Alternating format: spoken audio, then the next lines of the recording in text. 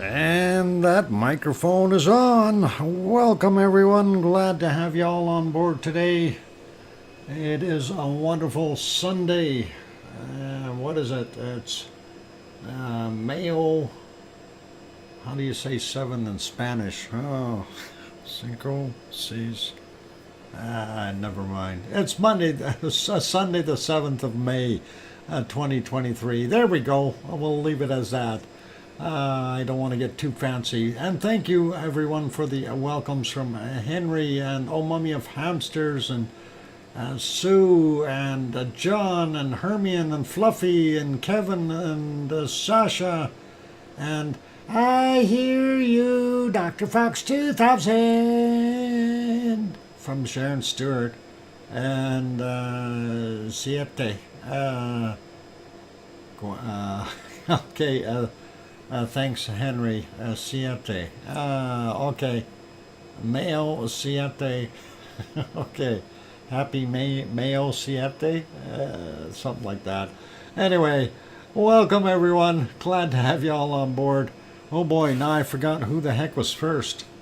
No, it was Hermione and Fluffy. They were really fast today. I better write that down. Hermione and Fluffy. Siete de Mayo. Mayo de Siete? Mayo. Okay. Everybody's backwards. By a cat's nose. Oh, it was squeaked by. Just. Janice was really close. Hermione and Fluffy. We will get some cookies out there. Let me get those cookies going. And we can't forget about Fluffy. Let's see. Why is that not working? Oh, there we go.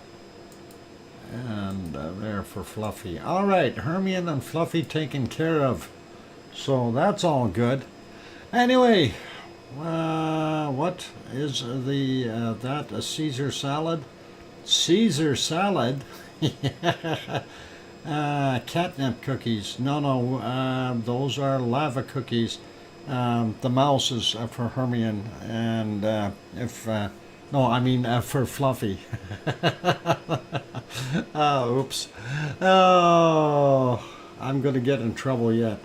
I'm working on it. It's like wiggle toes, insert other foot. And we'll make it happen. Anyway, welcome everyone. Glad to have you on board. It is a wonderful Sunday here. We did have a sprinkle of rain during the night, even though it was just a little bit, a lot less than what they had predicted, but we'll live with it. At least it got things wet. And big news is we have a new addition to the bunny family. And apparently my neighbor downstairs there, he was heading out this morning and he seen the little fella. He was kind of huddled by the back door of the building. So he went and picked him up and thought, okay, this little guy's a little on the cold side or whatever. Must be his first night out or something. Very small little rabbit. And of course, he took him in and he gave him a bunch of lettuce and stuff to eat, and he didn't really eat much, but then a couple hours, well, he slept for a while, and nice and warm and everything and comfy, and then when he woke up he wanted out, so my good neighbor there, he went and brought him out into Bunnyland, and he set down the little container that he was in. And of course, the little fella kind of sniffed for a little bit and realized that he's somewhere where he can smell other bunnies. And that was all good. And then he hopped out of the little container and he sat there for a few seconds looking around.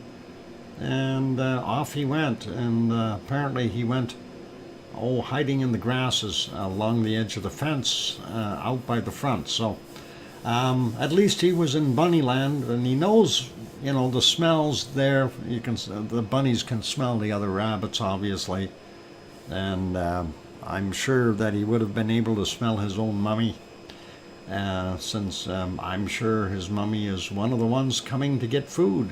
So all good.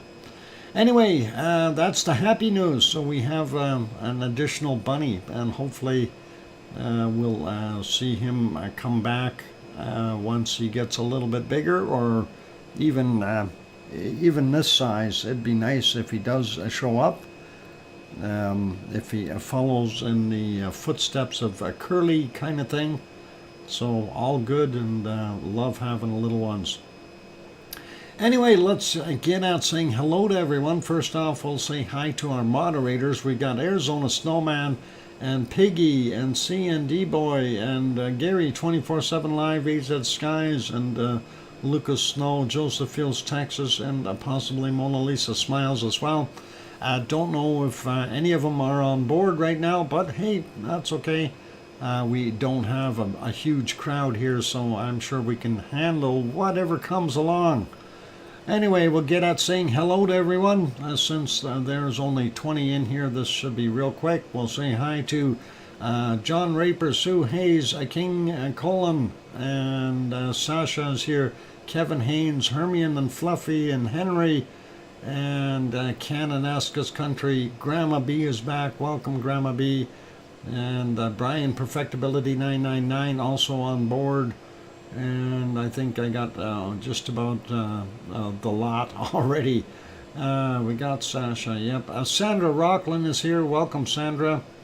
And scrolling up, we got John Kananaskis. We got, scrolling up real quick, looking for other ones. Did I say, oh, mummy of hamsters? I hope I did. Anyway, welcome. And still scrolling up here, looking for more wonderful names. Sharon Stewart, I don't think I said your name, but welcome. Tanto is also on board. Hope today was a little better there, Tanto. And again, our sincerest condolences from the entire Lava family for a loss of your mother. And let's see. Oh, I see something flashing. Looks like Grandma B just threw in a super chat. Grandma B, thank you very kindly for that. My pen isn't writing anymore. Oh, there, I got it to write. Grandma B. Thank you very kindly for that $5 super chat. That is awesome. Appreciate that support. Going up a little bit more, looking for other names that I did not call out yet. Echo the Bot, Echo the Bot, Echo the Bot is here, is here, is here. Welcome, Echo. And let's see if we go up. We see Bill Kimmel is also on board. Welcome, Bill. David Brewer also here, snoring though. Wake up, David. It's time to wake up. Anyway, still scrolling up, looking for others that I did not mention. And let's see, who else we got? Dan is in the house. Welcome, Dan. I think I've seen Gaines as well in there, so welcome to Gaines also. Glad to have you on board. And still scrolling up and looking for ones. I got Janice earlier, I think. Welcome, Janice. And let's see. That's it. I'm all the way to the top. I don't see any other ones. I'm going back down to the bottom here. Starting the week off right. Why, thank you, Grandma B. I do appreciate that wonderful super chat. And that will start the week off correctly. Ken Wilson also popped in. Welcome, Ken. And Amelia.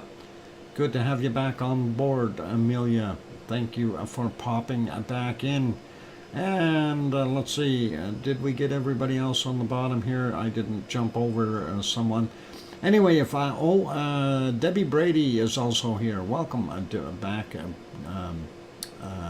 Debbie, as well as Wonky Donkey is in the house.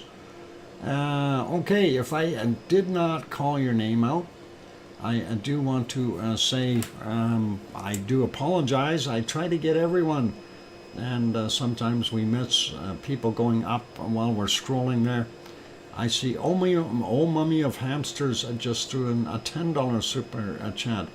I just called to say I love you, Uncle Doc, and my lava family. Aww. Oh, mummy of hamsters. Oh, mummy of hamsters. I'm writing that down. Thank you very kindly for that $10 super chat. You guys are awesome. And that is starting the stream off very, very nicely. Anyway, let's get at things though, and we'll make things happen and see. Let's see. First off, I don't know if you guys noticed, I did have a new secret volcano of the day, and that is that guy. And it's, you know, somebody already mentioned, they say, oh, I think I know which one that is. But you know what? It's a little tougher than you think. Oh, I'm going to snicker because, yeah, it is pretty neat. Let's see. Yep, we do see it. Anyway, let's leave that off of there. We're going to turn off that big banner. There we go. And we will get over to Hawaii. And we'll start out there. That is our wonderful Helima Uma'u crater in Kilauea. And we can see everything is pretty normal there. So I'm not going to spend a lot of time. This is the west vent, no longer producing lava. The west lava pond still smoking away though from the north east corner of it. Still don't know why it'd be smoking there, but it is. Hey, we don't mind. Southeast lava pond, central vent over here, Pig Island right there. And we haven't seen anything collapse or disappear, and quiet as can be, really. So let's, but it's nice. At least it's kind of sunny right now. We do see some clouds in the background there, so they do have some interesting weather at times. We also know that the SO2 levels are a little bit higher coming out of the volcano. Here's the one of the other views, of course, and I did refresh it earlier. I will do it again. I don't think it's going to make much of a difference. It's about 2 photos back. So southeast lava pond, central vent, west lava pond, and of course the west vent that is not active. That's what we're seeing there, and really nothing new, so we will leave it be. Hey, Mars 2028, welcome back. I'm glad to have you on board. This is, of course, the B1 camera, and again, I did have it a little bit earlier here. I just refreshed it before we started the stream, and it'll change by about 20 minutes. Not much difference in 20 minutes. So, still seeing some of those little smokers here. And the lighter patches are very interesting. I wonder what other chemicals are in there, or compounds, or minerals, or whatever it is. Interesting nonetheless. We're seeing that turn white. Pig Island, noticeable in the background here. Can't see the height of our rocks in the back here, so not going to make any comments on them today. They didn't grow any anyway, at least not that I can tell. Next is, of course, our thermal image, and that was from 936. Let's refresh it, see if it gets a little newer. 10:06, 20 minutes later, two shots. So there we go. We can see the southeast lava pond, central vent, the west lava pond, west vent, and then, of course, our little hotspot down on the bottom here. If we scroll down, we can see it a little bit better. And still seeing those little specks here, and I'm not sure what the heck we got going on. The funny part is, why is this still hot? Okay, and that is what somebody's going to ask. Why are we still seeing a hot spot? And very, very interesting to say the least. But anyway, we'll leave that be. I'm not going to worry about it for right now. Of course, we are going to keep eyes and ears open for activity at Kilauea. Pele is distracting us. That's it, Henry. It's something there just to bother us. Anyway, that's it for Hawaii for right now. We'll get to earthquakes later when we do our earthquakes, and we'll see if what's shaking there. For anyone who wants to get more information on Hawaii, you can type in Hawaii map, and that will bring you up the good stuff. Anyway, let's we'll go over to our next destination on our drawing board here, and that will be our wonderful Iceland. So let's go to Iceland. Ooh, I don't like those low-level clouds over there. They don't look nice. They don't look happy. They don't look like they want to behave. Looks like they will probably rain upon them again. Anyway, you can see how low those clouds are. That's typical of Iceland, though. Very, very low clouds. And as Mars 2028 was asking earlier, is there any advice on when you're going to Iceland, what you should do or bring or things like that? I said, well, first off, the hot dogs are delicious and they're a reasonable price. Other than that, dress warm when you go, bring warm clothes, and lots of money. Oh, that's Iceland. Okay, so that looks pretty awesome. Anyway, that is what it is right now there in the capital city of Reykjavik. Of course, off to the left-hand side here is where the regional airport is. We'll take a look at that in a minute. Of course, this camera view from the Perlin Center, and that is pretty awesome. And we'll go back about, I don't know, let's go back 9 hours and see what it looked like then, or roughly. And we can see the mountains a little bit better in the background. That is awesome.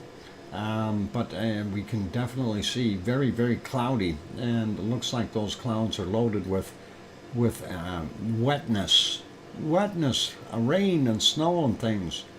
And hopefully it won't be too bad for them if they do rain upon them. Let's put that back to live. We'll make that guy smaller. Move to the next camera view.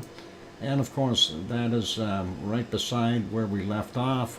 And there we can see the regional airport there in Reykjavik. And of course, the lawns of the Perlin Center. Is it turning green? Am I seeing stuff here? Are these leaves on this tree?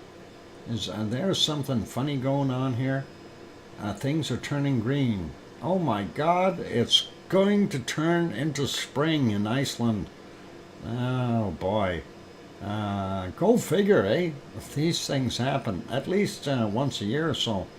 Let's back up about 9 hours as well on this one, and have a quick peek what it looked like earlier. And yep, earlier was a little bit better, less low level clouds. You can see Kalir over here, that a pyramid shape. That of course is a volcano, so pretty awesome. And yep, we are definitely seeing greenage amongst the gray, and it looks like the trees indeed are starting to have leaves come out. So pretty cool to see that. I like it. Anyway, let's leave this one be. I'm going to put him back on live, and we will go to our next shot. And I don't think this one's going to work out for right now. Let's go back 9 hours though, and we'll see. So that is the Reykjanes Peninsula, and of course we are very close to the lighthouse when we're looking at this shot.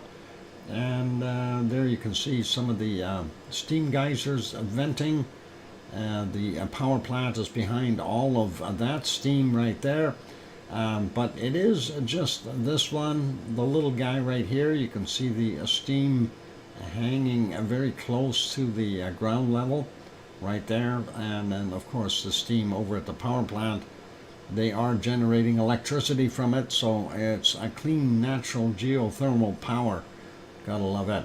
Free power. Well, nothing's free, but somebody's making the money. You can see the houses of Grindavik off in the distance. Unfortunately, we cannot see the radio towers because it is way too bright, but you can see that little bit of a rise in the back there. That, of course, is Ragnar, our wonderful Ragnar volcano.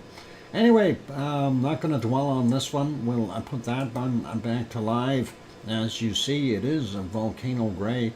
And as mentioned before, some of the clouds there in Iceland move in very, very low since it is mainly at sea level. And here is our shot from over there is Katla.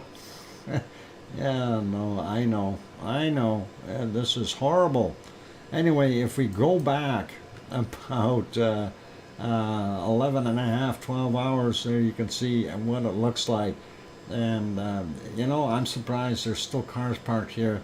I don't see any people though, but it looks like it was raining and yucky. You're not going to be able to see a heck of a lot there. And it just got into a real mess from there. There were a couple hit and misses in between here that we kind of spotted, but I don't think it's a good day for sightseeing. You're not going to see very much. So that is what we got cooking. Anyway, I want to just mention, let's keep an eye on the water levels here. This is something that is kind of interesting because if there is indeed a hot spot underneath Katla, we do want to see if the water levels go up or down, and if they go up, it could be an indicator that we've got more melt happening there. But I don't want to disappoint everyone, and here's our volcano report from Iceland from volcanodiscovery.com. Katla volcano, Iceland seismic swarm slowed down, alert status lowered to green. Go figure. Anyway, they got that tiny little map in there that you can't see. I don't know why they bother, but yeah, that's not Iceland. I can tell you that right off the bat. They don't have trees like that, or flowers like that. Anyway, let's see. Ongoing earthquake swarm started about a week ago. Seems to have waned. This indicates seismic records and is now considered a normal background activity beneath the volcano. Yeah, nobody wanted to listen to me. It's ice movement. Over the last 24 hours, more than 40 quakes have been registered, of which 3 have been located with more than a magnitude 4 or higher. That was a few days ago already, so they're just slightly behind time here. Nevertheless, the IMO, or Icelandic Meteorological Office, lowered the alert status back to green. The Icelandic Civil Defense Department will continue to monitor the volcano closely. And yeah, we kind of gathered that already. And what I mentioned yesterday, we're going to see more rain. We're going to see more rain today. We are likely going to see more earthquakes that are surface bound and, up in the ice levels. And the reason I'm saying that is that water will penetrate in, any crack or crevice it can find through the ice. And in some cases even melt through, even though it's not super warm or anything, but wherever it can get through, and it will cause the ice to break and fracture and move a little bit. So these are things to be expected. We get that every spring. If you haven't noticed that, we got that last year as well, and everybody thought, oh, Katla's going to pop. Well, no. So But yeah, keep that in mind anyway. That is what we've got going. Let's move over to the harmonic tremor charts and we'll take a look there and see what we've got. I'm going to refresh that guy real quick just to make sure I'm up to date. And there we go. So this, of course, for Philadelphia FAF chart, and we prefer looking at that one first because that's kind of where Ragnar and Siggy are, and that is kind of home plate, if you want to call it that, for us. Anyway, we do see our magmatic kind of holding steady along the day. Seismatic did pick up a little bit and back to what I consider a reasonable amount there. And as far as our tectonic movement, we did have a little bit here in the morning and kind of back down again.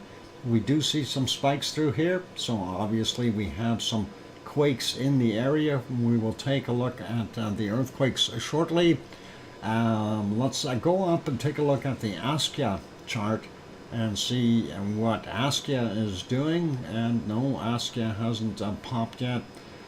Slight increase in magmatic as far as what we see here on our purple or extremely low frequencies, and pretty steady as far as the seismic. And our tectonic is up just a little bit, but not anything that I would consider to be detrimental. Pretty much still down on that flat line. And you can definitely see a few little spikes in here as well. So some tremors in the area, but nothing to make it go pop. Let's go down to our next one on the list, and that'll be Grimsey, which is the northernmost point there in Iceland. And there we can see what happened yesterday. Our magmatic that shot right up there, shot right back down and started to climb up again. Yep, like a yo-yo should. And the fact that we're seeing the seismatic as well as the tectonic all go about the same, I'm apt to say that this is a tectonic movement of the plates, and ever so slight, though nothing major. Let's take a look at the Grindavik chart, and Grindavik, of course, very, very similar to what we are seeing over at Philadelphia. We do see a little bit more increase here in the seismicity, but as far as looking at it in general, it's about the same. There's really not anything that much more detrimental or outstanding, if you want to call it that. Of course, Grindavik is to the southwest of Philadelphia, and the next one we want to look at is Kristevik, and Kristevik, of course, is to the northeast. And let's see if we can get on that real quick. And there's Kristevik. Kristevik looked a little busier as far as our magmatic and the seismic going up and down a little bit more, but still within reason, nothing crazy, and perhaps even a little bit more movement there in our tectonic activity. But again, nothing that's going to turn around and make us jump up and down and go, whoa, what's going on? Nope, it's the submarine bumped into Iceland, and the submarine has no windows, so it's a matter of bump and go. What do you mean it has no windows? We've got 3 windows, hang on, 4 windows, 5 windows in there. You've got the 2 up front for the pilots, and then you've got the ones on the sides there. We got the two on either side, and you should be able to see out there, Wonky Donkey. I have no idea. Maybe Wonky Donkey, open the shutters, okay, if you miss those. There's that little red button that has the word shutter on it. That is not meaning that the sub will shake. It means that the shutters will open. So push the button that says shutter, and you'll be able to see out the there, and you won't be running into things anymore. Anyway, All fun, all fun. Let's leave that be. Let's zip this up. Am I in the wrong submarine? Uh-oh. I hope you are in the right submarine because I don't know which one you took. The one we have is labeled Oz. And if you are in another one, you should see the placard right on the wall of the submarine. It says this submarine was donated by Oz. If it doesn't have that placard, it's the commissioning date of 2021 there on the Oz submarine. It better be there unless you're in the wrong sub. And if you're in the wrong sub, I can't help you, man. You're on your own. Definitely on your own. All right, let's go have a look at the earthquakes real quick. Well, we'll start it off anyway. We're not going to get it done before the break. But looking at what we've got, the last 24 hours, 55 earthquakes, and nothing too super big. I just want to point out something here, which I thought was kind of funny. 2.8, 135 meters down from 712. Go figure. And what did I just say about ice movement? No, it's in rust skin. Rust skin? Rust skin. Uh-oh. Wonky donkey, you're in the wrong submarine. Uh-oh. Uh-oh. Hunt for Red October is coming right up. Quake every 30 minutes. No, don't go shaking every 30 minutes. That is not good for you. Anyway, that is kind of nice to see that. We'll get to him in a minute, though. Let's just run through this real quick. For those people who aren't familiar with the area, there's Reykjavik, the capital city. And then down here, we see Keflavik Airport, the international airport where you'd be flying in. There's Keflavik, Reykjanesbær, Jarðvík. And then, of course, we go over here. We can see our wonderful Blue Lagoon. And there's the power plant and a hotel right beside them. And then, of course, we go down here and we can see the wonderful town of Grindavik. And Mars 2028, if you're here, when you're coming into Grindavik, you're coming in this way. If you're watching Mars, you better be paying attention. You're coming in here, okay? You will get to about here. The N1 station, this is where you want to go, okay? This is where you get your hot dogs. This is the right place to go, all right? They are very good people there, and they will get you the right kind of Icelandic hot dog, and the espresso is great as far as what Yvonne told us. So that is the N1 station there, okay? And you can get fuel there too if you need to, but you got to prepay. It's the rules. Anyway, he's hiding Henry. Who's hiding Henry? Anyway, you getting royalties, Doc? No, I'm not. I'm just giving them a free shout out because they treated me really, really well. Awesome respect and decent people and kind. That's all I got to say about them. You know, they deserve that free shout out. So it is break time. So we will get at the earthquakes here after the break. So don't go away, you guys. We'll start out on the Reykjanes Peninsula and then work our way north and go do our thing. Johnny Quest is hiding. We hope everyone is okay. Anyway, let's put you back on canned lava. What mapping software are you using? This is, if you type in Earthquake 3, the map will come up for you, and you can use that.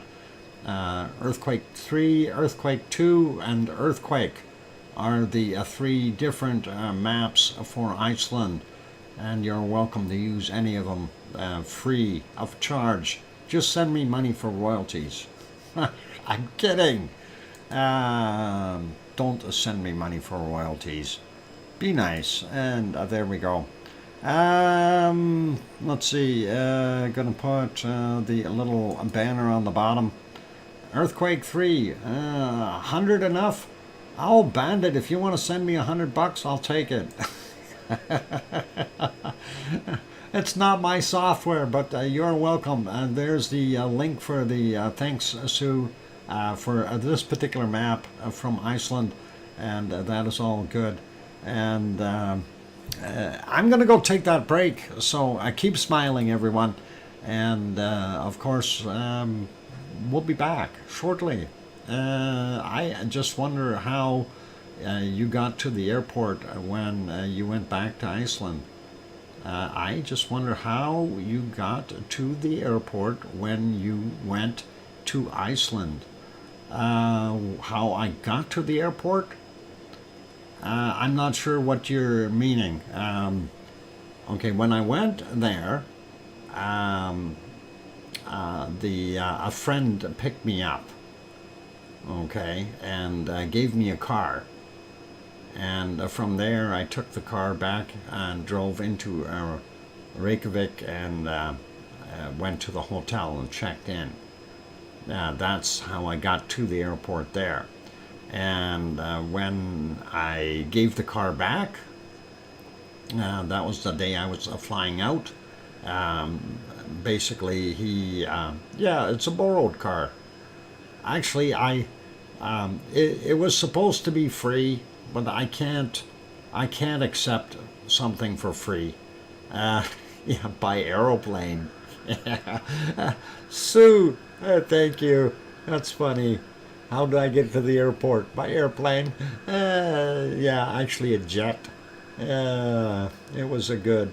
Anyway, no, what they said you can have it for free. It's all good, and I just couldn't do that, so I paid them $600 US for using it for the week anyway.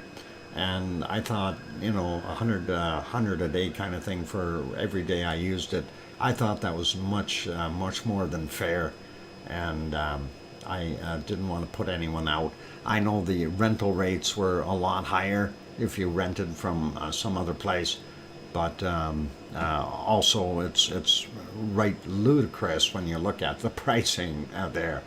Some places up to $800 a day for a car rental.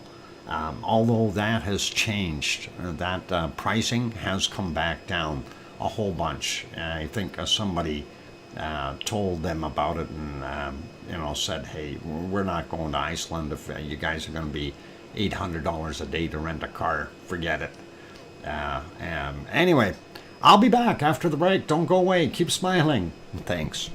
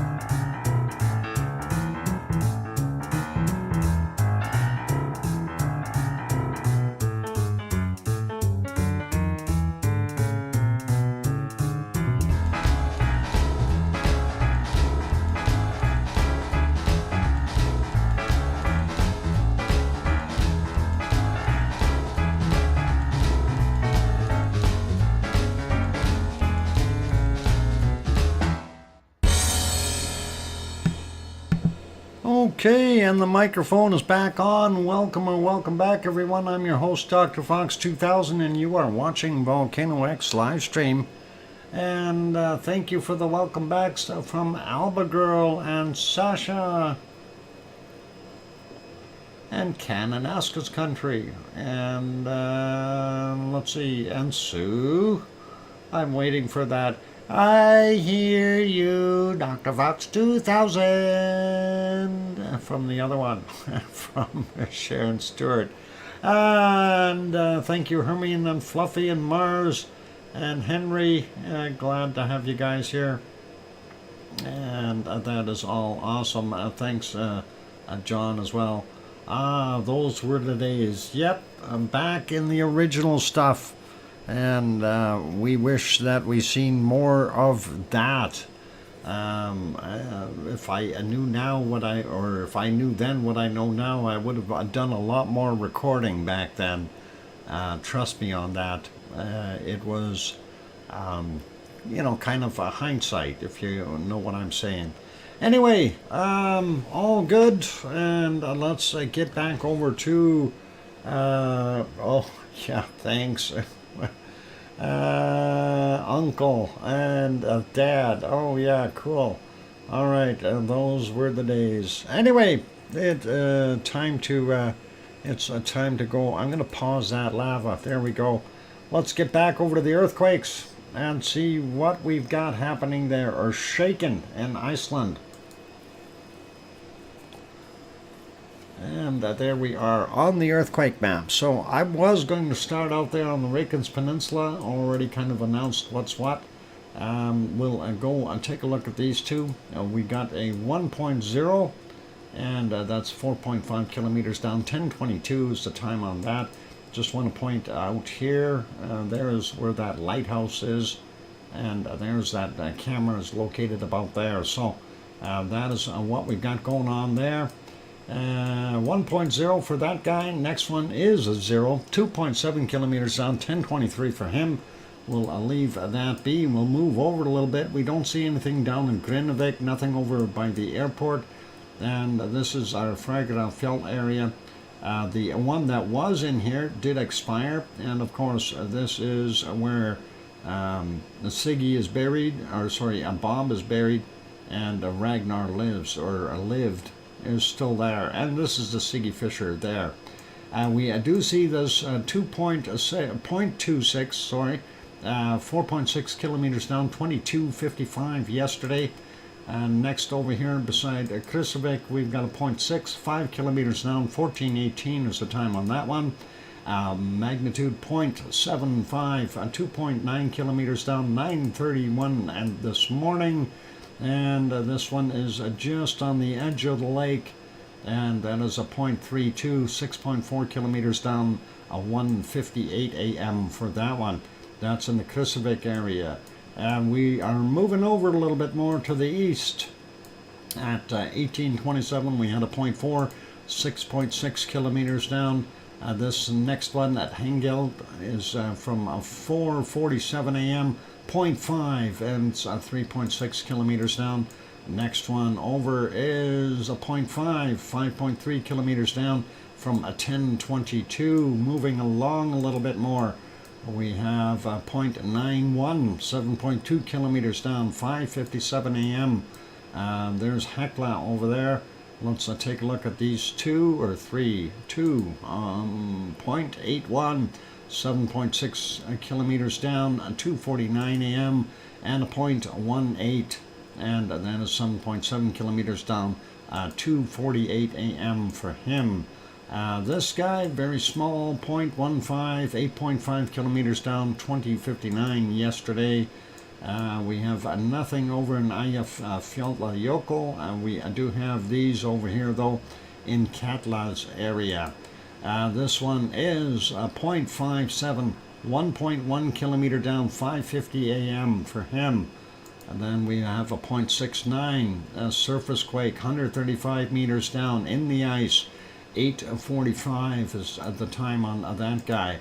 A 1.01, also 135 meters down, and that is from 2049. Then we've got a 0.8. That is same thing, surface quake, 135 meters down. 7-11 was the time on that. Not the 7-11 store. They don't have any of those there in Iceland. This one is a 7-12, not 7-11, but 2.8 in magnitude. Again, surface quake, 135 meters down. Next one is this one, 54 minutes after midnight. Happens to be a 0.54. And it happens to be down 666 meters. The number of the beast, the devil. It's a devil quake. All right, let's leave that alone. We aren't seeing anything in between here. That is kind of funny. We get one or two little ones. Let's take a look at this one. 1.08. Again, surface quake, 135 meters down. And that is from 1:42 a.m. Next one, 4:59, a 0.6 in magnitude, 10.7 kilometers down for that one.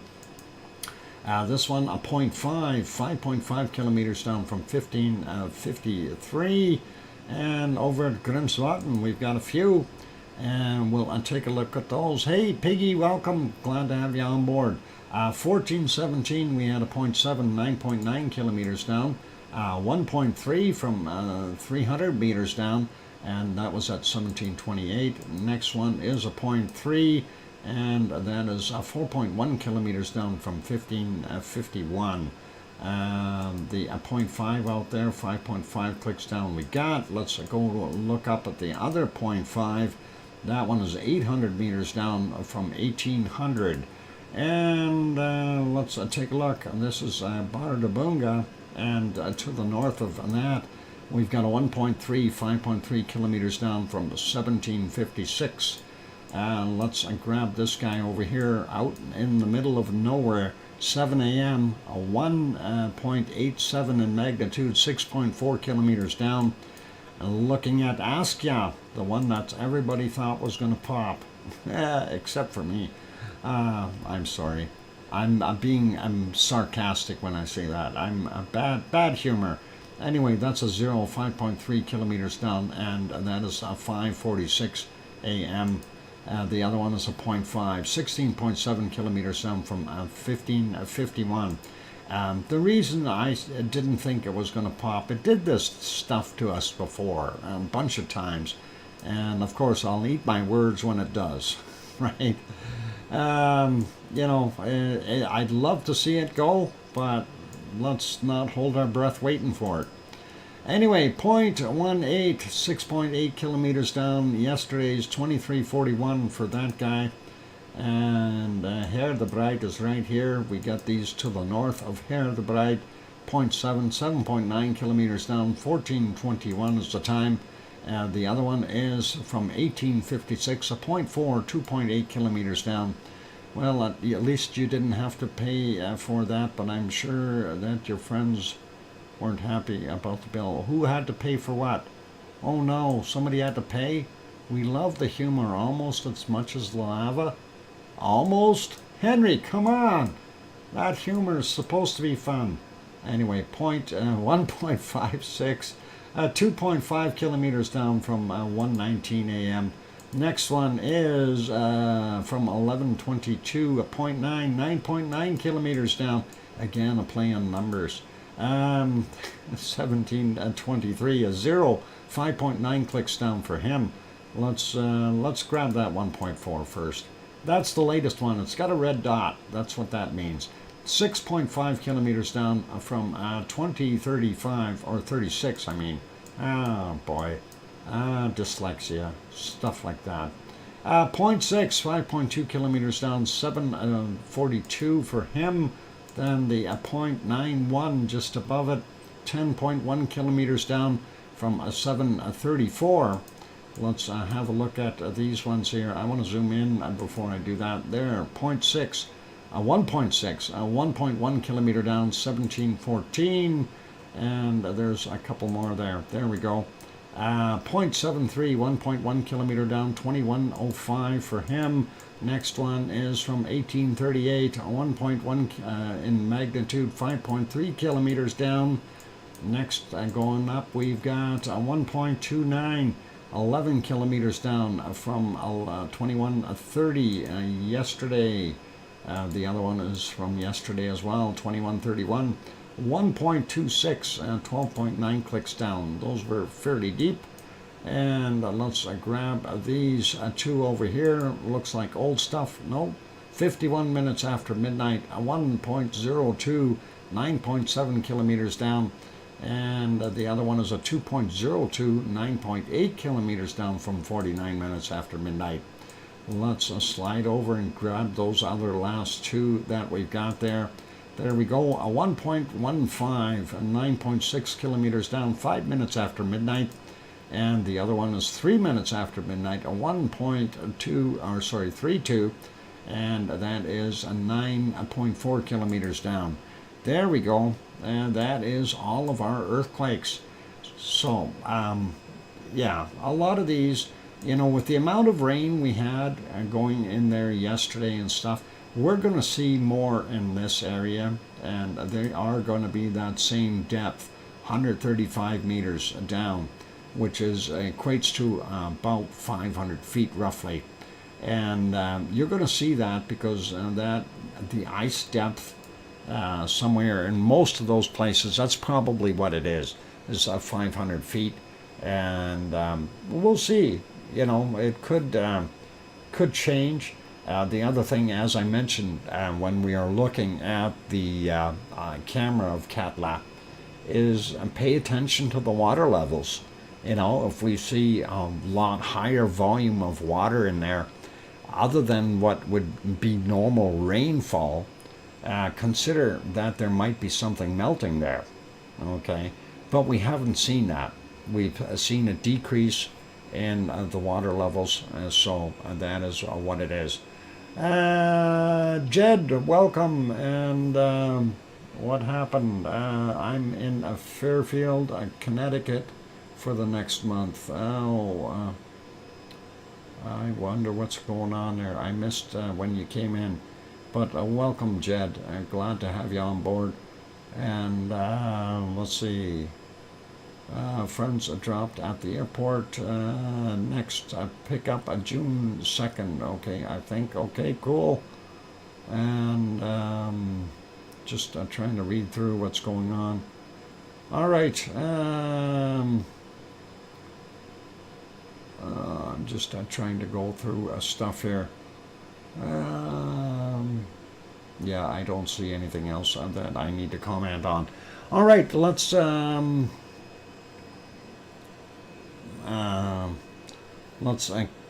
carry on with looking at the other fine stuff we have lined up. We'll go over to the Azores now, since we finished with our Icelandic stuff. Let's move to the Azores and see what we've got happening there. Of course, it's raining, it's yucky, it's miserable weather. 5-minute warning. Thank you, Piggy. We are on the island of São Jorge, or São Jorge, if you want to say it in Portuguese, and that is one of the villages. This is one of the harbors there on the island. We are unable to see Pico Island off in the distance, just plain and simply due to the fact that it is a very poor weather there. Earlier I was about the same, so I can't really say anything different about it. The weather is coming from the northern side, so this is the southern side of the island, and it's a lot calmer here since they aren't getting all that wind blowing, and we are not seeing any white caps or anything like that in the ocean at this point. Looking at the local map, we do see one new earthquake, and there it is. It's a 2.0, happened at 6:49 a.m. There on São Jorge, and that doesn't give a depth here, but we will take a look at that. Piggy just gifted one. I'm going to write that down, Piggy. Gifted one membership, and Piggy, thank you very kindly for that. Gifted one, and Sleepy Dormouse got it. That is excellent. Congratulations, Sleepy Dormouse, and thank you very kindly, Piggy. let's go to the other map. We're going to take a look there. I'm going to refresh that though, because we need to. And we'll see what we've got. We'll get rid of the commercials and make that bigger and bigger. And we'll zoom in here. And so there is the island of St. George. There's Pico Island, Fayal Island, and Terceira, where the other volcano is located. Zooming in a little bit, we can kind of get a little better of an idea of where exactly that is. There's our harbor right there. And this is basically up behind that camera. 2.19 kilometers down from 6:49 a.m. For that guy. So pretty awesome. And that is 6:49 UTC, that is. Let's zoom out again, and we will slide over and go look at these other quakes. They were down here. This is San Miguel Island, and of course we've got this one from 1847. It's a magnitude 3, slightly bigger surface quake though. Interesting to see that. The other one is from 2 hours and 50 minutes ago. That is a 2.4. That one is 10 kilometers down, came in at 1808. So that is what we've got there in our wonderful Azores. And for those who aren't familiar with it, let's not zoom out too far here, but that is right in the middle of the Atlantic Ocean. There is Portugal and Spain and France and England and Ireland, and of course Iceland up here, and Greenland and Newfoundland, and Sue waving hi to us from Cole Harbour, Nova Scotia, over on this side of the island. So that is all awesome. Anyway, that is where we're at, and they've got a few things shaking there. So that is kind of cool. And for those who aren't familiar with it, that of course is referred to as the East Azores. No, hang on. That's referred to as the Raken's Ridge. And going further down, it is, thank you, Peggy. That is the Mid-Atlantic Ridge, and then the East Azores Fault going off in this direction right here. So that's what it is. I got to write this down. Thank you, Peggy. Peggy throws in a 2-pound. That is very kind of you, Peggy. 2-pound super chat saying 2 minutes. Thank you. And we will make sure that we take the break on time in a punctual manner today. I won't run over like I've been doing for the last couple days here. Going and going like an ever-ready bunny. Hey, it is what it is. Nom. Okay, I do it for the crayons. All right, crayons, Piggy. Here's a batch more crayons for you. Thank you kindly, Piggy. All right, for those good people who are here, I'm your host, DrFox2000. If you have not yet hit the like button, but you're enjoying the show, please give it a quick bump. Help us out. Of course, we are trying to get way over the 100 mark as far as the likes, and that always helps out with the YouTube analytics, and hopefully it will get going.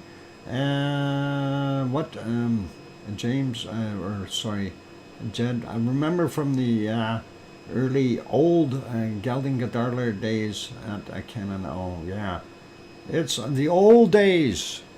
We remember the old days when I was out there. I liked it. Anyway, Tom and Pepper are here. It's a break time for me. Keep smiling, everyone, and hit that like button, and I will be back after the break. I'm holding at Dr. Fox. What are you holding or hiding? Wonky Donkey, why are you hiding? Did you smack that submarine?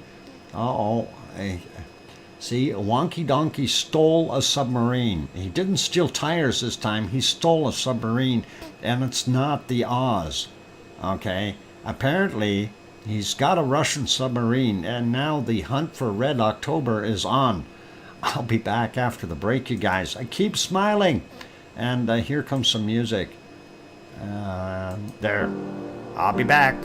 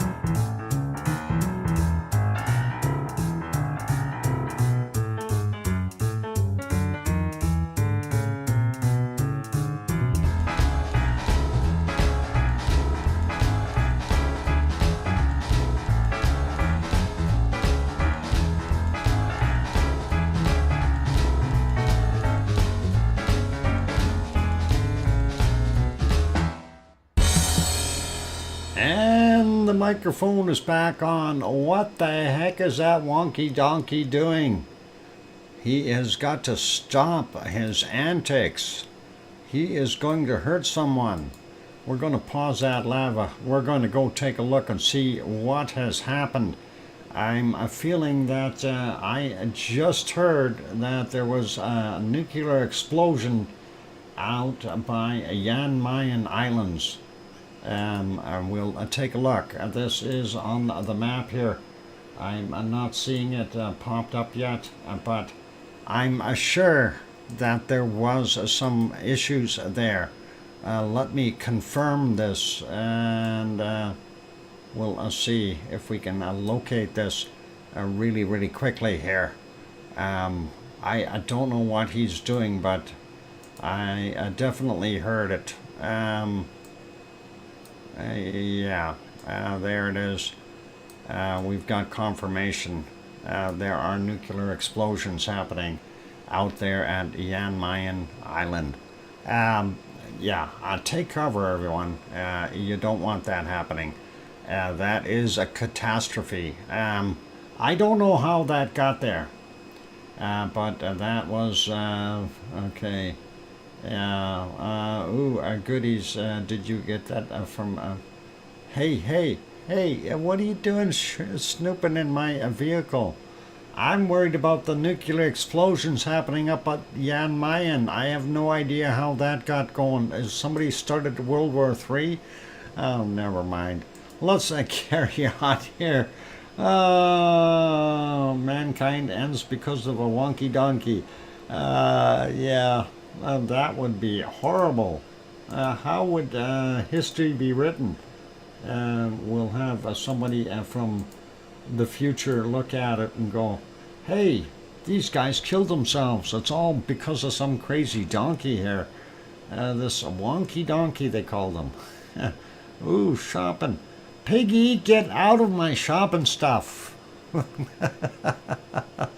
Oh, is it seeds time? Oh my God, we gotta go do seeds, not volcanoes. Let's go do that. Or did I miss them again? No, it's my bad. I got sidetracked by nuclear explosions. It's okay. Don't worry about it. It's almost as bad as a squirrel. Anyway, that is our last one from yesterday. Let's get on to what Piggy sent us today. And as I mentioned, I'm giving hats off to Piggy today for providing all these wonderful, wonderful bacon seeds. And you may catch on real quick. Can't eliminate a wonky donkey cruelty to animals. Darn it. Oh, there's our next bacon seed. For some reason he doesn't look real, but that is okay. Oh, hey, Mary Jane, welcome, and glad to have you on board. And let's go to our next one. What? Against the law. There's another wonderful creature. He's had it as well, and gotta love that. I think he needs some dental work, though. Yeah, just a bit. Let's see. What else we got in here? More pigs with hats on? Of course. Oh, hang on. These are in the hat. And these are cute. Gotta love it. Bacon seeds. And they are 4 in a bowler. That is awesome. And you gotta love it. They are cute as all get out. And let's get to the bowled over. Yeah, they're a bollard. Anyway, another hat. It must be the theme today. Must be hats, and we gotta love that. That's a hat with pigs on. Yeah, it is too. And next one is this one. These two are absolutely wonderful looking as well. I gotta love those hats. and really cute. It is really, really nice. Anyway, let's see what else we got. You love this one? I like this one too. I think that looks pretty awesome. And those are definitely wearing the hats. This is not a Photoshop shot. So very, very cool. Flat caps. Yep. And here's another one. This one too is not photoshopped. That is an actual hat on the pig. And the wonderful piggy is eating some grass or weeds or whatever they do. Let's have a look at bonnet pig. Yep, could be a bonnet, a spring bonnet. Peaky blinder. Okay. There's a question: are they really using their heads for anything besides the hat rack? Who knows? Here's another one, and I don't know what that is, what kind of hat that is, but that piggy, it looks like it's enjoying the fluffy comforts of that fun fur, or it's either that or a big dog or sheep or something. Beret, bonnet, beret or a bonnet? I don't know. Could be either way. And let's go and look at this guy. And that was supposed to be the last one, but I added one more. So shag blanket. Yep. And this one, of course, is dressed for warm weather. I think this is an Icelandic hat, or maybe an Irish one. And there's seems to be like a clover on there or something. Chilean hat. Oh, it's a Chilean. That's because they put it on because it's chilly outside. All right. Yeah, it does look like an Icelandic oogie. You're right, Alba. And there we go. One last bacon seed. And I had to add this one because this guy was just snoozing away. And he happens to have a hat on too, and that is pretty awesome. He's got his harness on, and just in case he needs to go somewhere, but all good. So those are our bacon seeds for today. Beautiful as always. Thank you very kindly, Piggy. And we will now get over to the mystery volcano, since I have people telling me I need to do that. So let's go over to the mystery volcano and we'll see what it is. Let me stop that lava here for a second. That starts automatically, so I have to shut it off.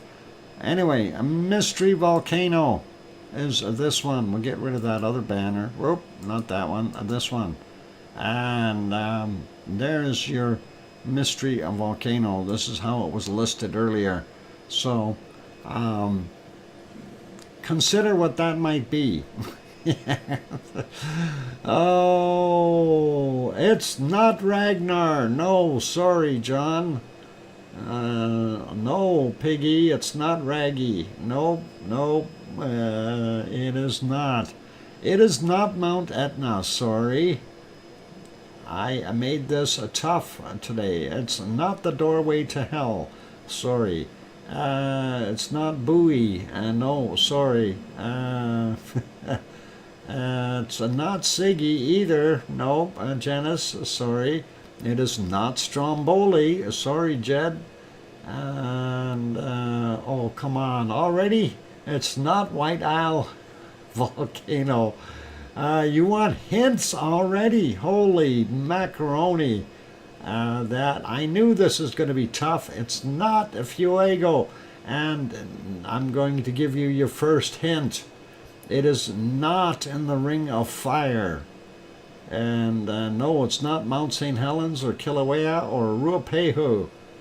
And I knew I made this tough today for you guys. This is a tough one. It is really tough.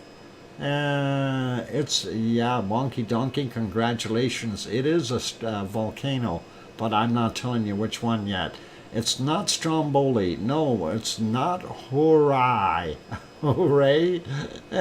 It's not a Stromboli, sorry. No, it's not Monatoa or a Mauna Loa either, for that matter, or Volcano. None of the above. Phil Vergamo, no, I'm sorry, it's not that one either. I can't even pronounce that there, Janice. No, Piggy, it's not Ibu, and it's not Semeru, it's not Etna, and La Palma is an island, not a volcano. So, no. I know it's not that, but I just like that one. Oh, okay. Henry, if you spell it right, I'll give it to you. Oh, Henry has identified the secret volcano, but he can't tell me what it's actually called. In a way, he put down the U.S. Army designation for it, and it is indeed Eyjafjallajökull, which is the proper designation from the U.S. Corps of Army Engineers is E15, but I will give it to Henry. Yep, and Henry, congratulations. It is Eyjafjallajökull. Let's say that again. It is Eyjafjallajökull. And that is exactly what it is. And I don't have the date on this photo. I wish I did. I know it was from the last eruption, so it is what it is. Anyway, Henry, you're getting your cookies. Since you did call it by one of its names, and E15 is what it is designated as by the U.S. Corps of Engineers, the Army Engineers. And there we go. So there's your stack of cookies, Henry. Congratulations. And I knew this was going to be fairly tough, and I have an even tougher one for tomorrow. So that is going to be a whole bunch of fun. I found another one that I thought was of interest and very sneaky. Anyway, let's see. It's 2010. Yeah, I think that is about when that happened. The last eruption from Eyjafjallajökull was 2010. And let's go back to our next one here. And of course, this is Popocatepetl. And without further ado, I will load up a video from earlier that I made of Popocatepetl, if I can find it. You know, the funny part is it's all untitled Popocatepetl volcano, and then of course then we have dates on it, but let's see if we can bring that big. There we go. This was from earlier. If you listen, you can hear the rumbling sounds.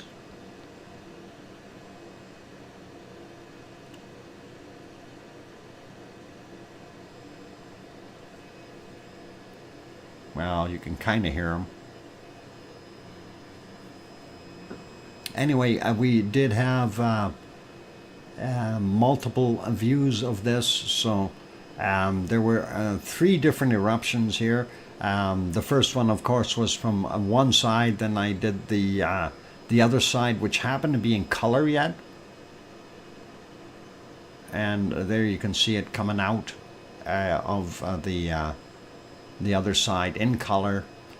And then, of course, we had 2 more eruptions and they did look fairly decent as well. So we'll see those also, and you know, that's the same one that we just seen. It's just from one of the other cameras, and of course switching between them sometimes it's a little bit more difficult. This was another nice one. There were a couple other ones that were really small, and I didn't bother recording them. Just a few sprinkles of lava coming out, and you know, lava bombs. And I thought, well, it's not really worth it. Like this one, if we would have seen it like this, you wouldn't think there was anything there, or not much. But the fact that we seen the whole eruption was a little bit different. This is the other angle of it, and you can see quite a bit of material being thrown out and down the hill from the other side of the hill, of course. So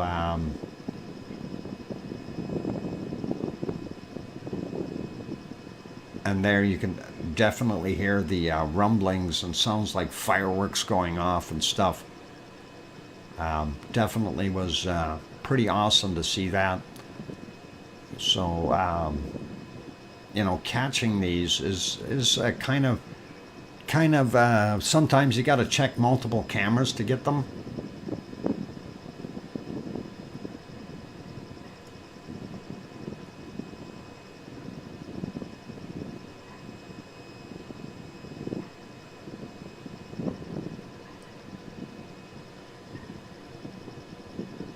Yeah, I'm just kind of being quiet here a little bit so you can hear the rumblings.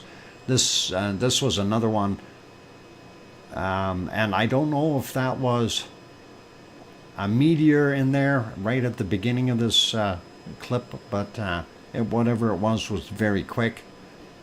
This one was a nice fireworks show straight up, so it looked pretty awesome.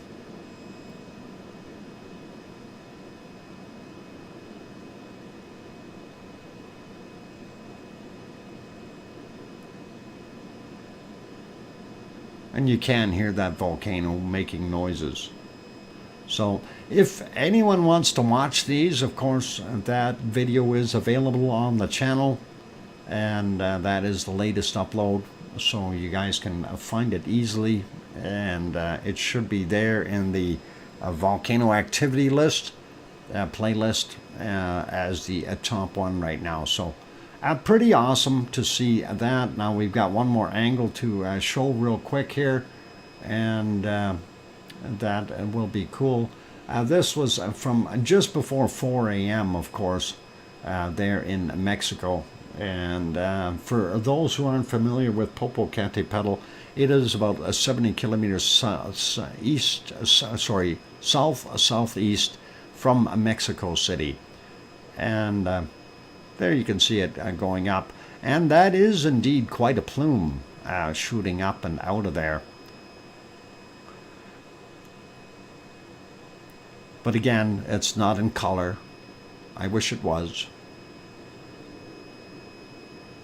But when you're at that kind of a distance, it's to be expected. So pretty cool. And thanks, Tom, I got that 5-minute warning.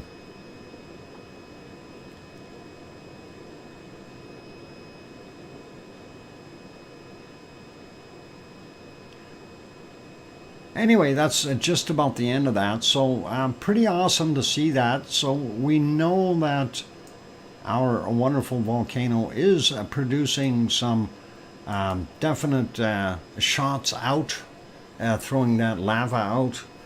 We are not seeing sustained activity like what we did when Fuego popped the other day. And we can turn that one off. We'll get back to it live. There it is right now. And if we go back at any period of time during the day, you can typically see this guy off-gassing and puffing. So it doesn't really matter where you go time-wise, you will see it doing something. And that is kind of what we've got. Even, you know, sometimes it takes a little bit of a break, or the wind's blowing it the other direction, you don't see as much. But it is still there. It is definitely active, and that is early morning already, 6:46 a.m. This one is 5:39. I'm trying to find the spot here where, we'll go to this spot. You can see a little bit more of that really dark ash coming out at 5:54 this morning. And then, of course, it gets us back into the nighttime mode. So I'm not going to worry about that. But that's kind of what we've been seeing all day, all night from our wonderful Popocatepetl. Going to put that back on live. Not the clearest of conditions there right now, but that's what we've got going on. And next one on our list, we're going to make this one smaller and go over to the shaky one.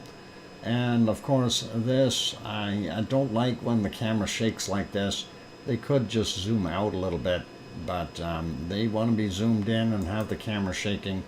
It's windy up there. That camera, of course, mounted at about 10,000 feet on another mountain. And when they're zoomed in, any movement, of course, is amplified tremendously by, it doesn't have to move very far to make the picture look unstable. Not as much activity coming out of it. That is something I did notice. It was relatively quiet when we go look at it. We know there's a little bit of off-gassing, but nothing major as far as plumes were concerned. If we go past the clouds back earlier, again, you can see, the definite cut to the top of the caldera. That used to be a lot more square on top. So it's definitely blown itself to bits and pieces up top there. But if you go back even a little bit more, you can see that smoke coming out. So it's by no means gone dead, if that's what you're thinking. And I'm not saying that in any way, shape, or form. It's just a little bit quieter right now. And if we go back into the night a little bit, there we go. You can see there is definitely magma or lava up in the top of that. And it is doing its thing. So that is what we've got for a Fuego. We'll leave a Fuego be. We're going to make that smaller again. Going to just take a real quick peek here at Messiah volcano. Since we are already in Guatemala, we'll head down to Nicaragua. That is what Messiah volcano looks like right now. Sorry, yeah, Messiah, that's right. We'll refresh that photo, and it looks even smokier in there. So we know it's up and down as far as activity. Anyway, let's leave it there for right now. We will come back after the break, and we will take a look at the Chilean volcanoes and give you a report on a Fuego as well. So stick around, hit the like button if you haven't done that already. Let's go put you back on our canned lava. We'll get rid of that and the banner up top. We'll turn that one on, this one off. There we go. Do carrots grow in space? I don't know, wonky donkey. I don't know if they've tried growing carrots on the International Space Station. Anyway, I'm going to go take a break. Hit the like button if you haven't done so already and you're enjoying the show, of course. Also, if you have not yet subscribed, consider subscribing if you feel we've earned it. On that friendly note, I'm your host, DrFox2000, here in Edmonton, Alberta, Canada. I'll be back in 5, 6, or 7 minutes. I'm going to take a little bit of a break. Don't go away. Thanks.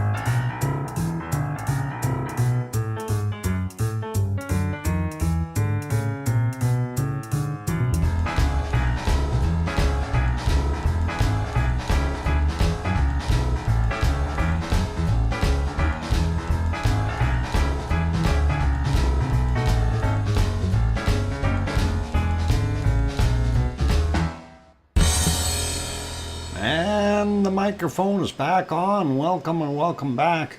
And I was just going to comment on Sue's little statement there. A train from Halifax, Nova Scotia to Toronto, Ontario takes 1.5 days and costs $1,200. And you can fly for about $500 or $600. So, and be there in 2 or 3 hours. So why would you get on a train and waste a day and a half for triple the money? Logic does not support that statement. That is what we've got. Anyway, thank you for the welcome backs from John and Alba Girl and Kevin and Mars and Hermione and Fluffy in Kananaskis country and the View Doc. The View? I'd rather be looking down out of the airplane.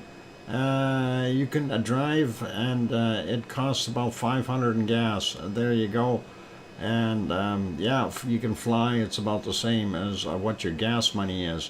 I know from Edmonton to Vancouver, they charge $799, and it takes a day and a half as well. And of course, you can fly for $249 and be there in an hour and a half. This is why Germany has super fast trains. Absolutely, Mars 2028.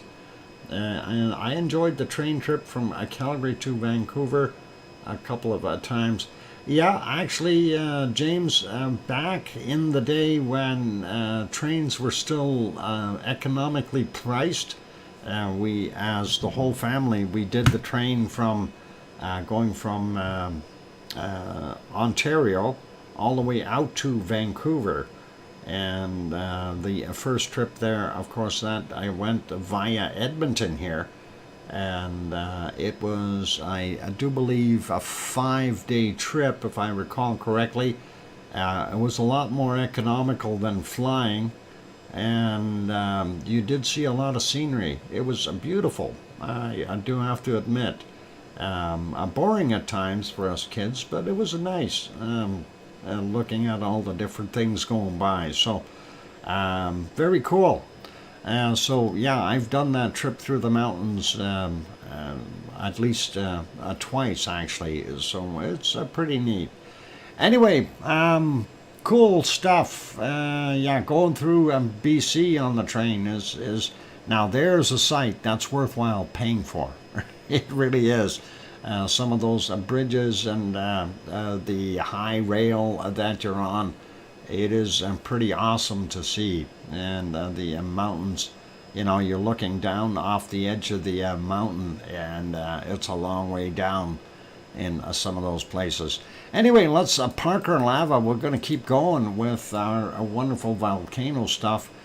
We did stop off at Masaya in Nicaragua. Let's take a look at let's do the Fuego report first. So, Fuego volcano, south central Guatemala, decreased explosive activity, evacuated a return home. So that is all cool, and of course we did look at that earlier on the cam itself. So that is what we were seeing. Looks pretty awesome. Anyway, following the violent explosive activity on May 4th, activity levels at Fuego have decreased and are back within normal daily parameters. Currently, Fuego averages 3 to 5 weak to moderate explosions per hour, and eruptive columns from 4,600 meters, and that's 837 meters above sea level, or the crater summit. So anyway, yeah, dispersing at 6 kilometers to the southwest, basically. In comparison to almost a constant activity, the eruptive columns up to 5,800 meters, 200 meters or 2,000 meters above the summit, which dispersed over 100 kilometers and on May 4th. So we know it was big. We know it had a lot of SO2. We know it caused a bunch of concerns. Thursday's eruption led to the evacuation of an estimated 1,000 people who today are returning home with the help of Conrad, whoever those guys are, the response team there. And we know that there's a lot of ash in a lot of those places. And let's see, if we click on that, what else we got in here? Just shows you the location of the volcano. This is something else from La Pevi volcano. That looks neat. Anyway, seen from the air from the northwest, but that's not for us. Anyway, that's another one of those beautiful volcanoes, Toliman volcano, and I'm not sure, it's, what is it, Atitlan and a Toliman volcano are the two. So pretty awesome, lenticular clouds sitting on top of them. I like that picture. Yeah, it is neat. I should use that one day. Here's another one, eruption from the northeast crater, glowing central and western vents. It doesn't say which volcano that is though, but that is pretty cool. And back to Fuego. So that's our report on Fuego. Fun to know the name, unlikely to forget now. Yep, lots of fun. Kicking Horse Pass. Yeah, you want to stay out of Kicking Horse Pass. They kick you there. And let's go take a look at our next little scenario here. Here is our Chilean volcanoes. Of course, you got Alaska on the left-hand side here. Next one over is Laguna del Mole, and then on the far right-hand side, you've got Villarrica. And no, that isn't today's secret volcano. Although I could have pulled a fast one and I give you Villarrica again and really mess you up. Anyway, I'm going to refresh that, and I want to see what it looks like there right now. And there we go. Let's take a look at these time lapses real quick. That is what they have on their site. I did not make these, so when you're seeing that zip by, we are not seeing anything coming from Lascar as far as off-gassing. If there is any, it's very minimal, and it is just blowing away. So that is one of them. And the next one, of course, is Laguna del Mole, and there you can see most of that snow is melting, and that is pretty awesome. But hey, it is still what it is, and this whole area has a potential of going kaboom, and we'll see if it ever does. They did have talk of magma intrusions last year, so I don't know if there's anything happening this year. Let's back up, and we will go see. Yep, and there is the fuzzy image of Villarrica, and Villarrica is further south there in Chile. Definitely still snow on that volcano, and definitely off-gassing, as you can see up top here, but not anything really crazy. So Villarrica is there. It's doing its thing. Let's carry on with things here. Amelia says, hi again, folks. Stopped in quickly. I posted an article about New Zealand earthquake swarms over at Talk Air, Gelding Gadarler Tremor Channel. Very interesting reading. Okay, a potential for the entire Pacific, Dr. Fox. All right, thank you. And let's go over to this one. This, of course, is, where are we here? Got to get on the right screen. There we go. And this one, of course, is our wonderful Merapi. And is Merapi making us happy? It is 4:50 a.m. at Merapi in Central Java in Indonesia. And that is pretty cool. We do see a little bit of a red up top here, but nothing coming out at this point in time. Let's see if we can back that up a little bit and see if there was some lava flow. I did see some smoking, puffing stuff there. Yeah, no, I don't know. A little bit of a puff up top, but we really didn't see any red hot lava there just a few minutes ago, that kind of thing. Let's see if we can spot some here. There is some at 3:22. We do have some bacon coming down the hill, and certainly not as much as what we've been seeing in the last couple of days here, though, as far as those bigger bursts or outputs. And that is kind of, well, mind you, most of that is in black and white as well. There's another one just right after that. This is pretty typical, though, where you have consecutive popping happening, and I like that. This one seems to go a little bit further than the first one, but it is effusive lava. Basically comes down when gravity isn't pulling on it as much anymore. It stops, it cools, and it sits there and builds up those layers. And those canyons that used to be there that were very, very deep have been filled up with a lot of this effusive lava, and that causes the lava then to V out, or create a very wide delta shape, and roll down even faster as it's going over material that's been smoothed out basically by the other previous runs of lava going over top of it. So pretty cool. In India, they put the repair tools for engineering in the caboose. That way they can make equipment employment positions for the boy with a bicycle who rides the tools to the engineers. Cool, Jan. That is awesome. A work project. Let's go back a little bit more here. There was a little bit more bacon showing right there at 3:08 a.m. and we can see that going down the hill. Again, nothing super heavy duty. Then we do go back a little bit before they switched.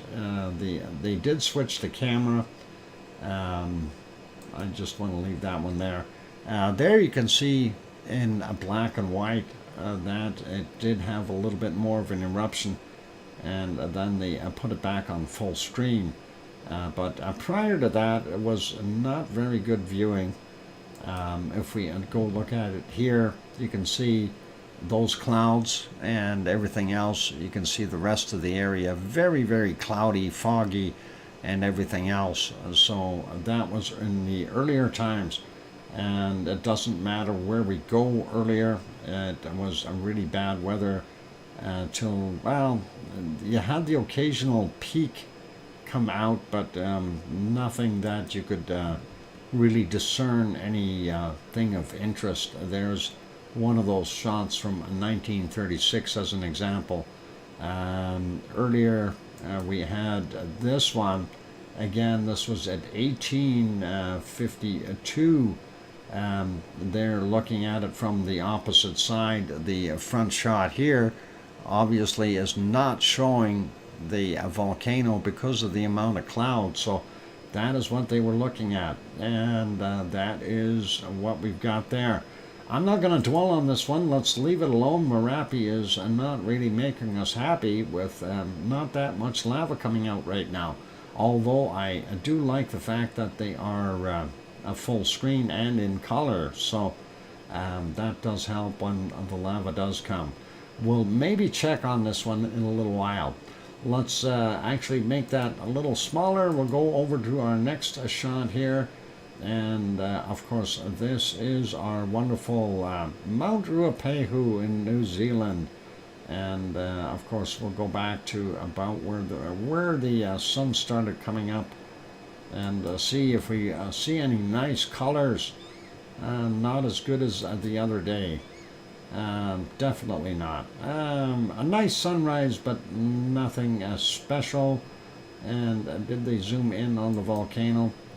I don't believe they did. So somebody's taking a day off today. And no zooming in. Anyway, it looks like sun high overhead. A cloud on top of Ruapehu. That is at 9:22 a.m. as the clock just came on. Pretty cool. And we'll go back a little bit further, well, the other way. We're getting further ahead, I guess. And this is back to live. So that's what we've got there at Mount Ruapehu in New Zealand. Yeah, did you, you did see that one? The fire in the sky, if you want to call it that. I really like that little time-lapse that I did up there. And let's see. We'll take a look at that. I'm going to refresh this. And there we go. And we'll take a look at the chart, see how busy it is. Definitely a downtick in activity. So going back to being relatively quiet, almost what I refer to as floor noise. And that is a good thing. And this is for Taupo. And that is nice to see Taupo relaxing. This is the other chart for a little further north, and we can see that is doing its thing as well. So I'm going to leave that on this one. We'll see what it looks like there at Taupo right now. And yep, yucky rainy day. Still the same, not so good. Is that a rainbow? Almost looks like a bit of a rainbow in there, you guys. And yep. And where's the pot of gold? It should be right down there, floating on the water. I don't see the pot of gold. Anyway, no visibility in the far background. And we do see that that lake, the entire lake, of course, is a caldera for Taupo. But we're not seeing a heck of a lot there. Anyway, yep, definitely I see that rainbow stretching up a little bit higher as well. This shot, of course, brought to you courtesy of a Suncourt Hotel and Conference Center there in Taupo. And normally when it's clear out, you can see all the way across the lake. And it's if it's really clear, you can even see our wonderful Mount Ruapehu from this place. But the lake, of course, is the caldera for Taupo. On that friendly note, it is just, what, no ice cream either? Who's got no ice cream? Fantastic. It was the full moon the night before, too. Awesome. So if you have a rainbow the next day after full moon, what does that mean? Falling asleep, night-night all. Okay, Piggy, get some sleep. Good night, Piggy, and rest well. It'll be like that all winter. Hot water and a cold air. Brr. Okay. Good night, Piggy. You take care, and we will see you later or tomorrow or whenever. Anyway, let's sneak over to the next one, and this one is actually doing something. Let's make that a little bit bigger. Bigger. There we go. And make that bigger. Look, it's bacon. It's hot, fresh bacon. This is Semeru with hot, fresh bacon. And it's a break time. It's Pepsi time. For those good people who are here, if you have not yet hit that like button, give it a quick bop. Also, if you have not yet subscribed, consider subscribing. That'd be really, really awesome. I'm going to leave it on here for the duration of the break because this is live, 4:59 a.m. from East Java, and that is from our volcano called Semeru. Yep, subscribe, like, do your thing. Send me $2 million in super chats while I'm on break. That'd be cool too. I'm kidding. You don't need to do that. Gonna make sure quality stays high, and I will be back in about 15 or 16 minutes. No, I'm kidding. In about 5 or 6 minutes. Don't go away, everyone. I'll be back. Keep smiling. Music. Cue the music.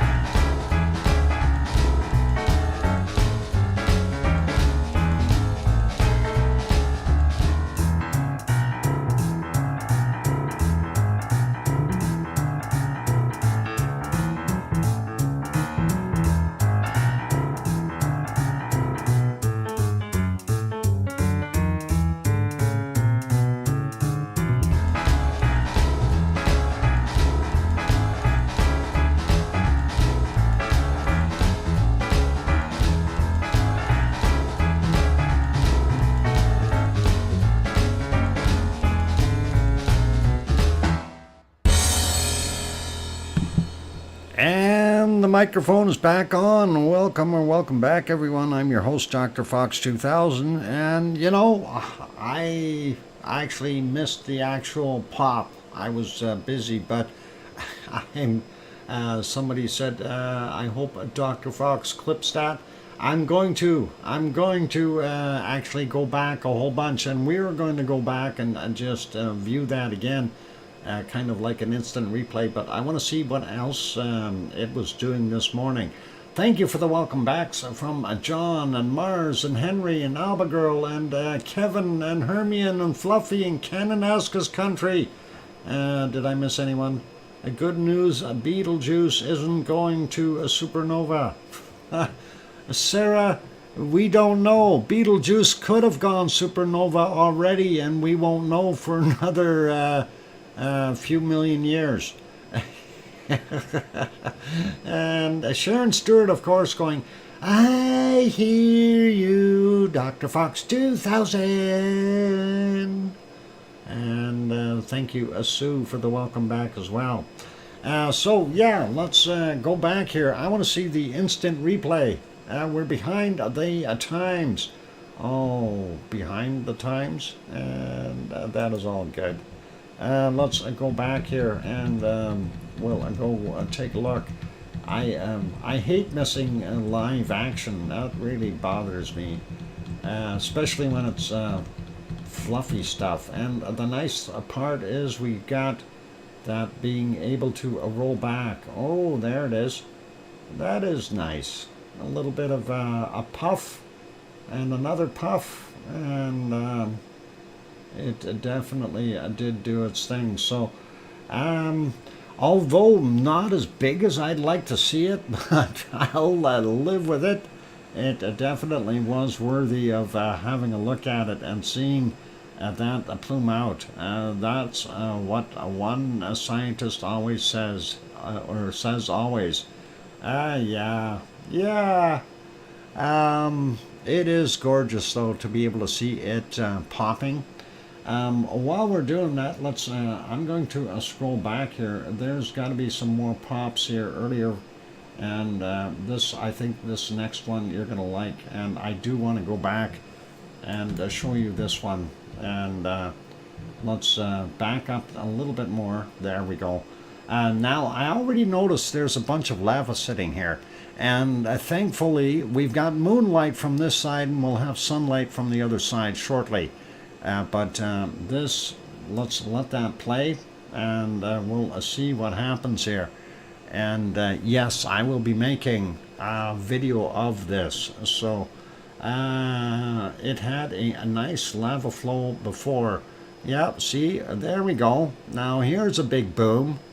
That is a little more impressive. And that was at 4:40 a.m. And that looked pretty awesome. Gotta like that. If you don't like it, I don't know what I can do with you, but you gotta like that. That is like, oh, yeah. I wish we could have seen that live. That would have been a little bit more impressive, but very, very nice nonetheless. Very nice to see it sustained as well, not just a puff. I like to do it on Dr. Fox. Yeah, I'm going to do the... basically, I'm going to make a clip of these from this morning, so for their morning. And of course, very, very nice to see, when we see that sustained lava eruption in there. That gives us more hope that we will see more eruptive activity in the future from this wonderful volcano. It really does look nice, and that is pretty awesome. And I like the fact that that plume is not coming towards the camera, it's moving off to the left side. Really nice to be able to see that. And of course I still am not oriented correctly here. If that is actually, if the moon is over on that side, that must be the west side. So left looks like west, and the right side looks like east. so we're looking at it towards the north here from what I see. Anyway, do you know where the camera is placed? The actual location, I don't know, Jed. I seriously don't know how far away that camera is. I know it's quite a distance, though, in comparison to, well, if well, we can cut away from this for a second here, just to show you. The camera is located in the same location as this bottom one here. And so, and they're zoomed in on it from that. So they're quite a ways back with the camera. But anyway, let's put it on here again. I want to search for a couple more of those big booms. There's something earlier there, obviously, that caused that pre-existing lava that we've seen, and I want to see if we can, oh yeah, I found it. Let's just get it to here, and we'll move it ahead just a little, well, a little too far. Anyway, yeah, I'm watching the seismic chart. Now there's already lava sitting here, so obviously this had already spilled out, so there's got to be another one prior to this as well. This is 4:15 a.m., so that is a pretty nice shot coming out of there, and definitely worthy of me doing a capture on this. So I don't think I want to get too close either. Yep, you want to stay away a little bit for sure. Could be detrimental to health. You know, like if you're too close, instant death. You don't want that. You know, it's one of those things. I prefer to stay alive for a while yet. A dozen more years would be really nice. But yeah, nice seeing that. Now the thing is with this, as I said, there was already lava sitting here, so there's got to be another couple of good shots prior to this. And I'm just noting down times here. 4:16 is one of them, so that'll be pretty cool to get a few of those clips in there. And I will do a little bit of an adjustment on the quality of the video as well by sharpening it a little bit, and that'll help us out when we go to review it later. So pretty awesome shot there. Let's see what else we had earlier. Like I said, something had to have caused the initial lava, and I think I may have found it. That might be right around here if we go back a little bit. So let's watch this. Well, again, there's already lava sitting there, and that is just a little bit of a plume. How come we didn't see it pop? It's almost like it stopped. I wonder if they have this thing set to motion. I hope not. No, they don't. Let me back that up. It looks like the camera actually moved. And I didn't see anything from, yeah, we're not seeing the time and a date stamp here. So yeah, there it is. So something was glitchy with the camera at the time for this one, but we already seen that lava sitting there, so something obviously caused that earlier as well. We'll see if we can find that guy. And I see there's a couple other flows out of here from earlier. This was flowing. If we go back, yeah, you can see some lava bacon bits coming down the hill, and prior to that it was actually in the clouds. So let's see if we can get it out of the clouds. Oh yeah, oh this is beforehand. All right, let's go back a little bit further. We did have some cloud work move in, but I want to see this one from the start. Is it going to throw out some goodness? We already see that lava there, so we had to have whatever it was earlier than this one as well. And it had to be fairly large. And oh yeah, I think I may have found it here. Let's back that up a little bit more. All right. Let's go back 10 seconds at a time and see if we can see that plume. So yeah, we did have some neat ones coming out of here. All right, we'll let that play forward from there. Oh, come on. Thank you. No, this is even earlier. That's not the one we wanted. Darn it. That was a YouTube thing. They decided to back it up. So I'm going to be going through this stream here and making a video out of these. We had that one there. Let's see if we can find it. There it is. I want to see. That wasn't this one. This one was just a small little puff. So again, moonlit. So very nice to be able to see that. And that is what it's doing. I don't know how that green thing got in there. What are you talking about? What green thing? Careful. Green things can bite. Flubber. And let's go here. Let's go back a couple seconds before that.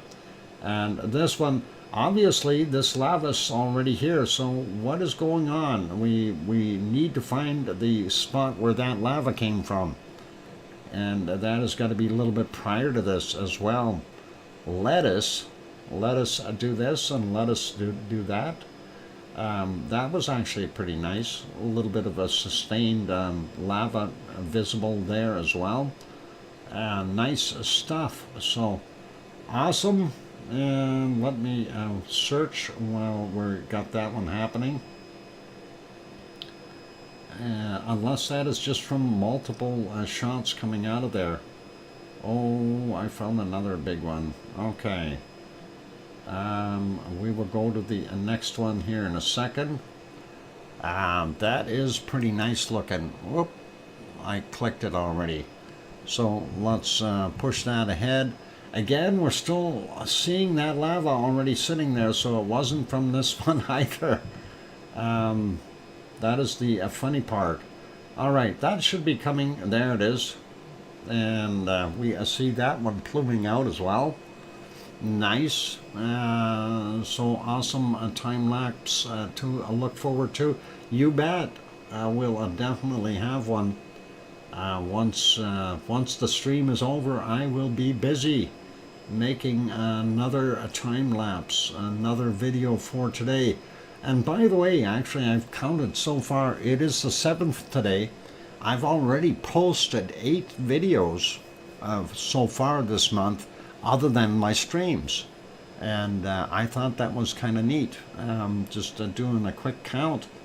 And of course, typically, I try to have, lately I've been trying to have at least 15 videos a month separate from the streams to keep the numbers up there, right?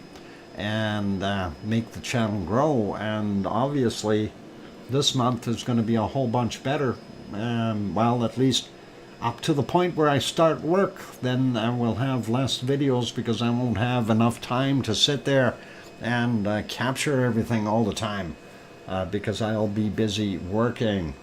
But yeah, that looks kind of nice. Again, thanks to the moonlight, that is really helping us out and being able to see that. Scott Hartman, welcome. I'm glad to have you on board.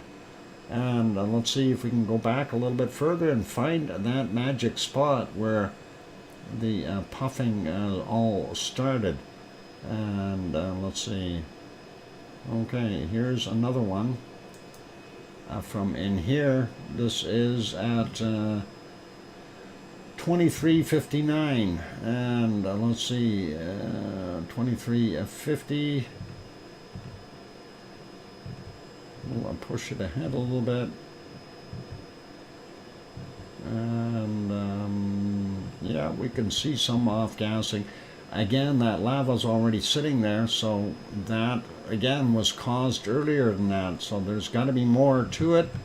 Let's back that up just a tad. There we can see a little bit of lava being thrown up, and of course larger plumes as we see it progressing out of there. Yeah, it'd be great if a guy had a camera mounted up here looking down into that caldera. Although I know at times it's not that great to have a camera there, because you could lose it very quickly if this thing decided to pop a little bit bigger than a normal. So pretty awesome to see that, though. I'm still on the hunt, though, for that bigger one from earlier that actually caused that lava. And we did have a whole bunch of stuff. I'm going to be doing a lot of editing, I think. Oh, I think I might have found it finally. All right, we'll leave this one. We'll go back to the next one here. This one is from 2315. Let's back that up just a little bit more here. I want to see the whole thing from the start. There we go. And now it should be popping out of there really nicely. And there it goes. That's what I want to see. Lovely lava shooting out there. Bacon bits. Thank you, Tom, for the 5-minute warning. We love lava. Yep, we certainly do. And that is awesome. Alba Girl says, I'm getting sleepy. Thanks for the great stream, Dr. Fox, mods, and Lava family. See you all next weekend. Enjoy the rest of the stream. Bye for now. Good night, Alba Girl. Have a wonderful, lovely dreams. And take care and have a good sleep. Hopefully you'll enjoy it with your lovely dreams of looking at this. Very awesome. And Jed is going too. And Jed, you take care, and good night to you as well. And thank you for your super chat. I really do appreciate that. All awesome. Okay, and yeah, as far as doing these later, we will make it into a time lapse, but it's going to be a little bit longer. I want to continue to kind of not speed up the time lapses so much that we start missing too much of the information. And I find, if we go too much beyond about 4 times the speed, you really start to lose things. So unfortunately, it's one of those things, right? Yeah, a longer video with decent stuff is definitely worthwhile and always nice. My problem is because they don't have audio on this, and because they're at such a long distance from the volcano, I have to put music to it or something. I don't like dead air, so we try to do our thing in that respect. Anyway, let's back that up a little bit more as well. There must have been more stuff. If we go back just a little before that, you notice that lava is already sitting there, so there's got to be more to the story here for it to have that is where they changed it to the close-up view at this point in time. So it must have done that before they zoomed in, and we did not get to see that because they were way back prior to that.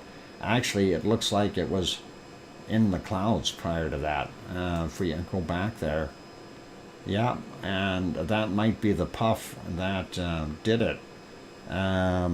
So yeah, they actually, if we go back to the other multi-screen there, you can see they were zoomed in on with the other camera down below there, but we couldn't see too much. And that was when those clouds moved in. There's that lava flow, unfortunately. So yeah, I've got a little bit of editing to do, and that will make me go back a few hours here. And I have to go back to about what is it, this time here on that camera, and I'll start there, and that would be from 22:38 onward. So that'll be good. All right, that gives me a starting point anyway. Let's leave it as that. Tanto, you're also heading out. Good night, Tanto, and rest well, and hope everything is all good for you, and things are going to be better. And again, our condolences. It is always tough to lose, especially your mother. Mothers are usually the true higher, what do they call it now? Hierarchy or monarchy of the family. And hopefully, things will carry on and in good light there. And, we all have a respect for our mothers, of course. Anyway, let's leave Semeru be. And for those who aren't familiar with Semeru, it is in East Java, in Indonesia, and Java Island, the same island that has Jakarta on it, as well as Merapi, the other very active volcano. So that is where that is. It is time for a break. Yes, Tom. And we will go take a break. And after that break, we will have a look over at a few other things. We'll see if we can see anything happening at our wonderful Stromboli. And matriarch. That's the word I was looking for, Sue. Thank you. Matriarch of the family. Darn it. Anyway, I'm going to put you back on canned lava for right now. And let's enjoy that. In the meantime, I will be back in 5 or 6 or so minutes. Why is that not moving? Oh, there. It's moving. Never mind. Don't go away. Keep smiling, and we'll look at the other ones after the break. If you have not yet hit that like button, please give it a quick bop. And also, if you have not yet subscribed to the channel, if you are enjoying the channel, enjoying the stream, please give it a quick bop on that subscribe button if you feel we've earned it. On that friendly note, I'm your host, DrFox2000, here in Edmonton, Alberta, Canada. I will be back in 5 or 6 or 7 minutes. Don't go away. Thanks.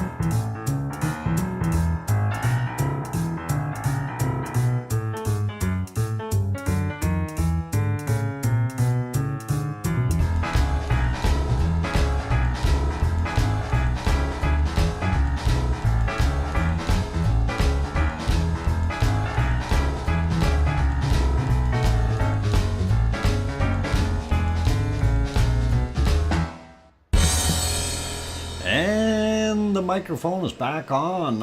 Welcome back, everyone. I'm your host, DrFox2000, and you are watching VolcanoX live stream. For those, of course, who are joining, what you see on screen is footage from August, what was it, 14th? August 14th of last year of Siggy Fisher in Iceland in the Meridalier Valley. Anyway, thank you for the welcome backs from Scott Hartman and Sue and John and Ken in Aska's Country and Mars 2028 and Kevin Haynes and I hear you, Dr. Fox 2000 from Sharon Stewart. Oh boy, she keeps stretching that out so much. That is hard on my throat. Anyway, wonderful that everyone is still hanging in there for our wonderful Sunday show. And let's park our can lava temporarily. We got other places we want to go and look at and do things at. And let's see. What are we missing? Oh, we wanted to go to Stromboli and see what's going on there. The moon is there, but the clouds are there too. Yucky. Every once in a while you see a little puff coming out, and we do see it on occasion. But Stromboli is a very, well, let's say low activity. Speaking of puffs coming out, there's one now. Look at that. Right on cue. I gotta like it. Anyway, all good. So, low to moderate activity, I guess, if we want to call it that.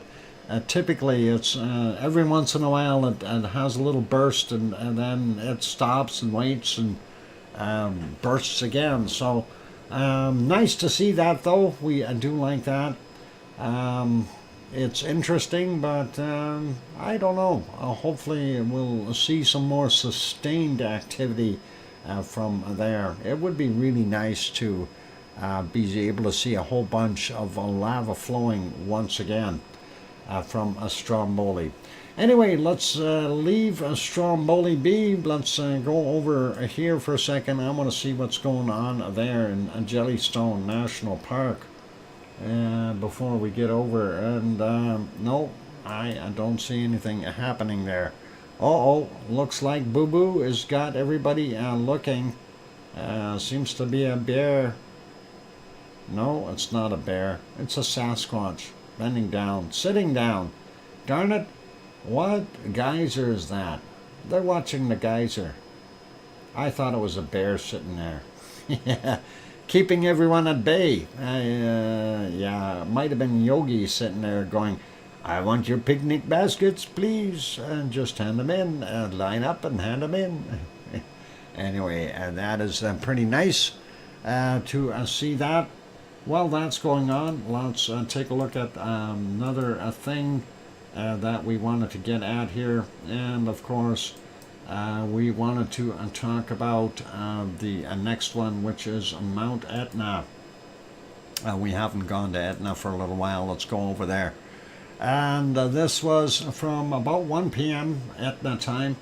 Of course, our wonderful Yvonne Kunkel is over there. Why is that quality so low? Let's crank that up a little bit. And there we go. That looks a little better, a little sharper. Anyway, we do see a lot of snow still up top on the crater and caldera up top here. Different areas, of course. Snow, not unexpected for something at a higher elevation. So that is pretty awesome. We do see some activity right there, some smoke coming out. Been a little heavier since the last couple of days here. Really haven't looked at the charts though for it, and when we take a look, we are still seeing below normal activity on our chart, and that is kind of makes me wonder why it's so low. We need it up there above that line, way up. We want to see action.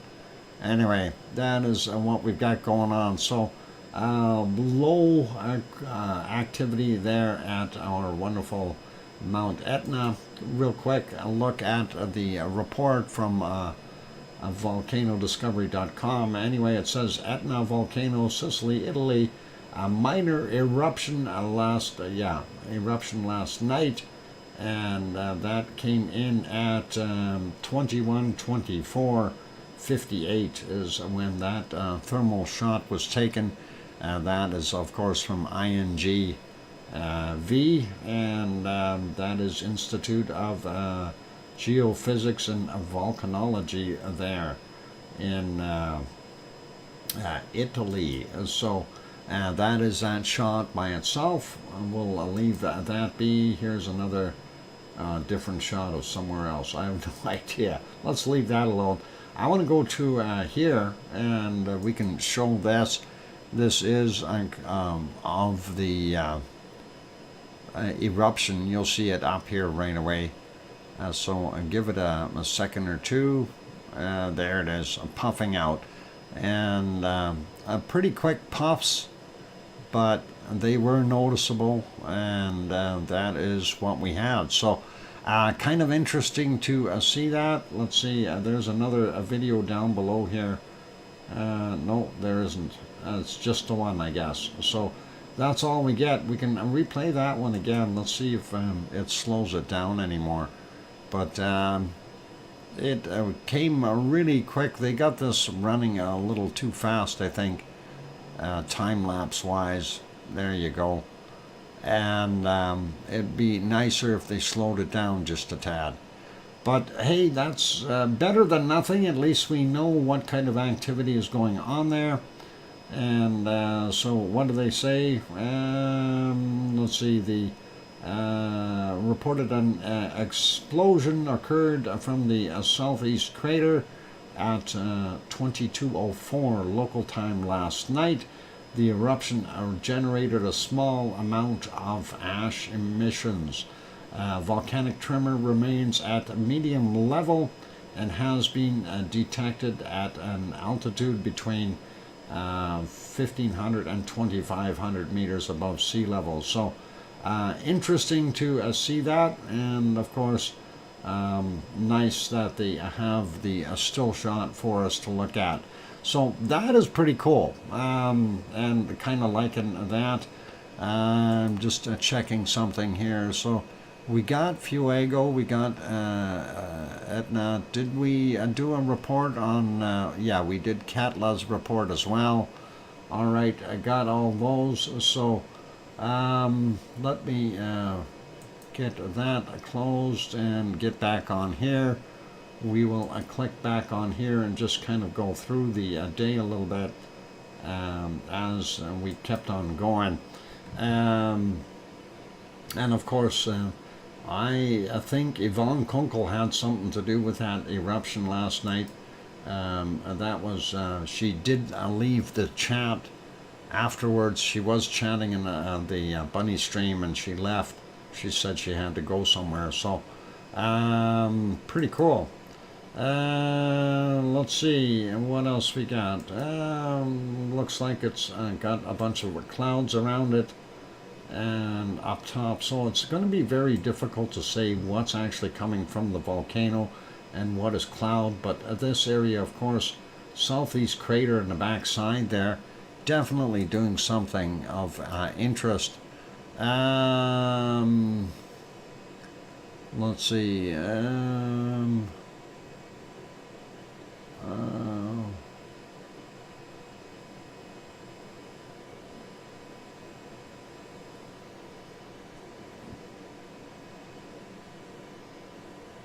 Okay, I'm just reading something here real quick, sorry.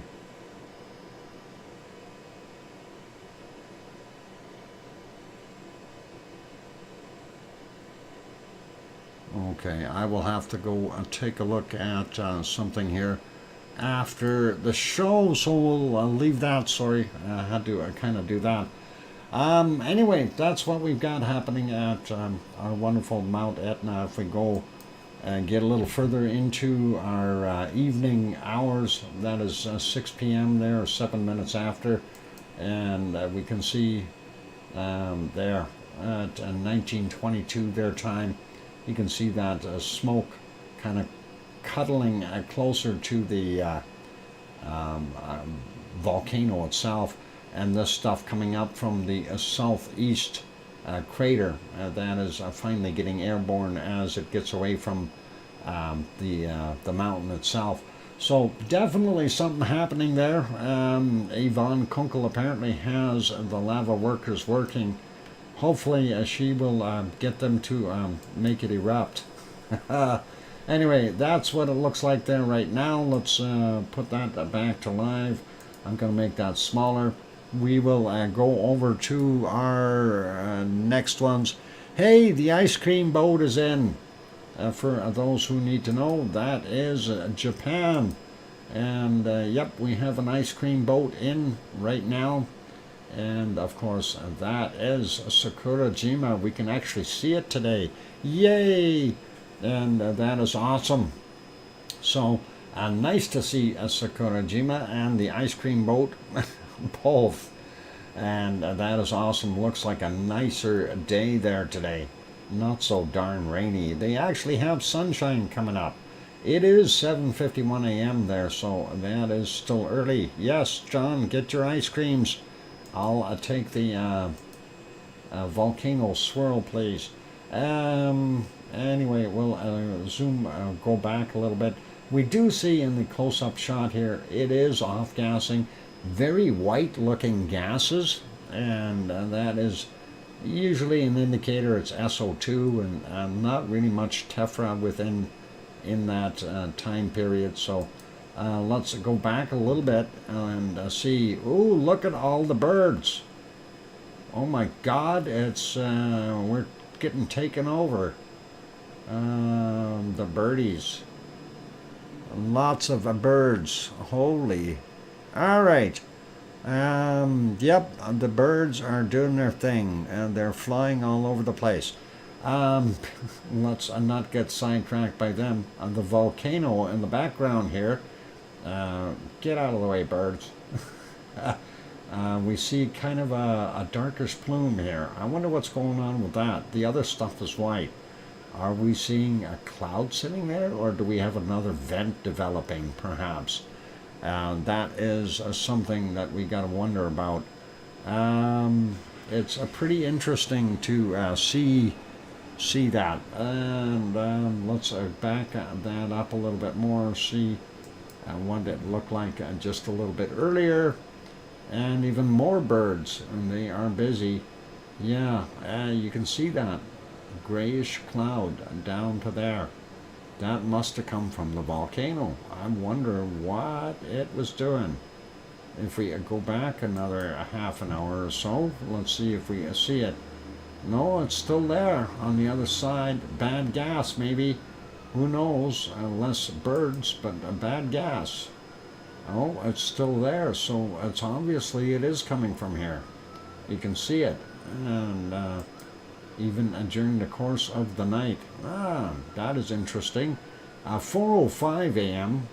Kind of a nice shot. I like it when the sky is clear and lots of moonlight, and that makes for really nice views. And we can see some clouds hugging the volcano. Going back a little bit further, there is what we've got. So pretty awesome. Not seeing any eruptive activity coming out of it though, and nothing major. There is at 1:01 a.m. and we do see still some steam and smoke pluming, but these other things here are just regular clouds zipping by. And there we go, back to 4 minutes after midnight. And let's see, prior to that we were more cloudy, and I know it was raining earlier there. And again, this is so hard to tell if this is coming from the volcano. If it was, that would be pretty nasty.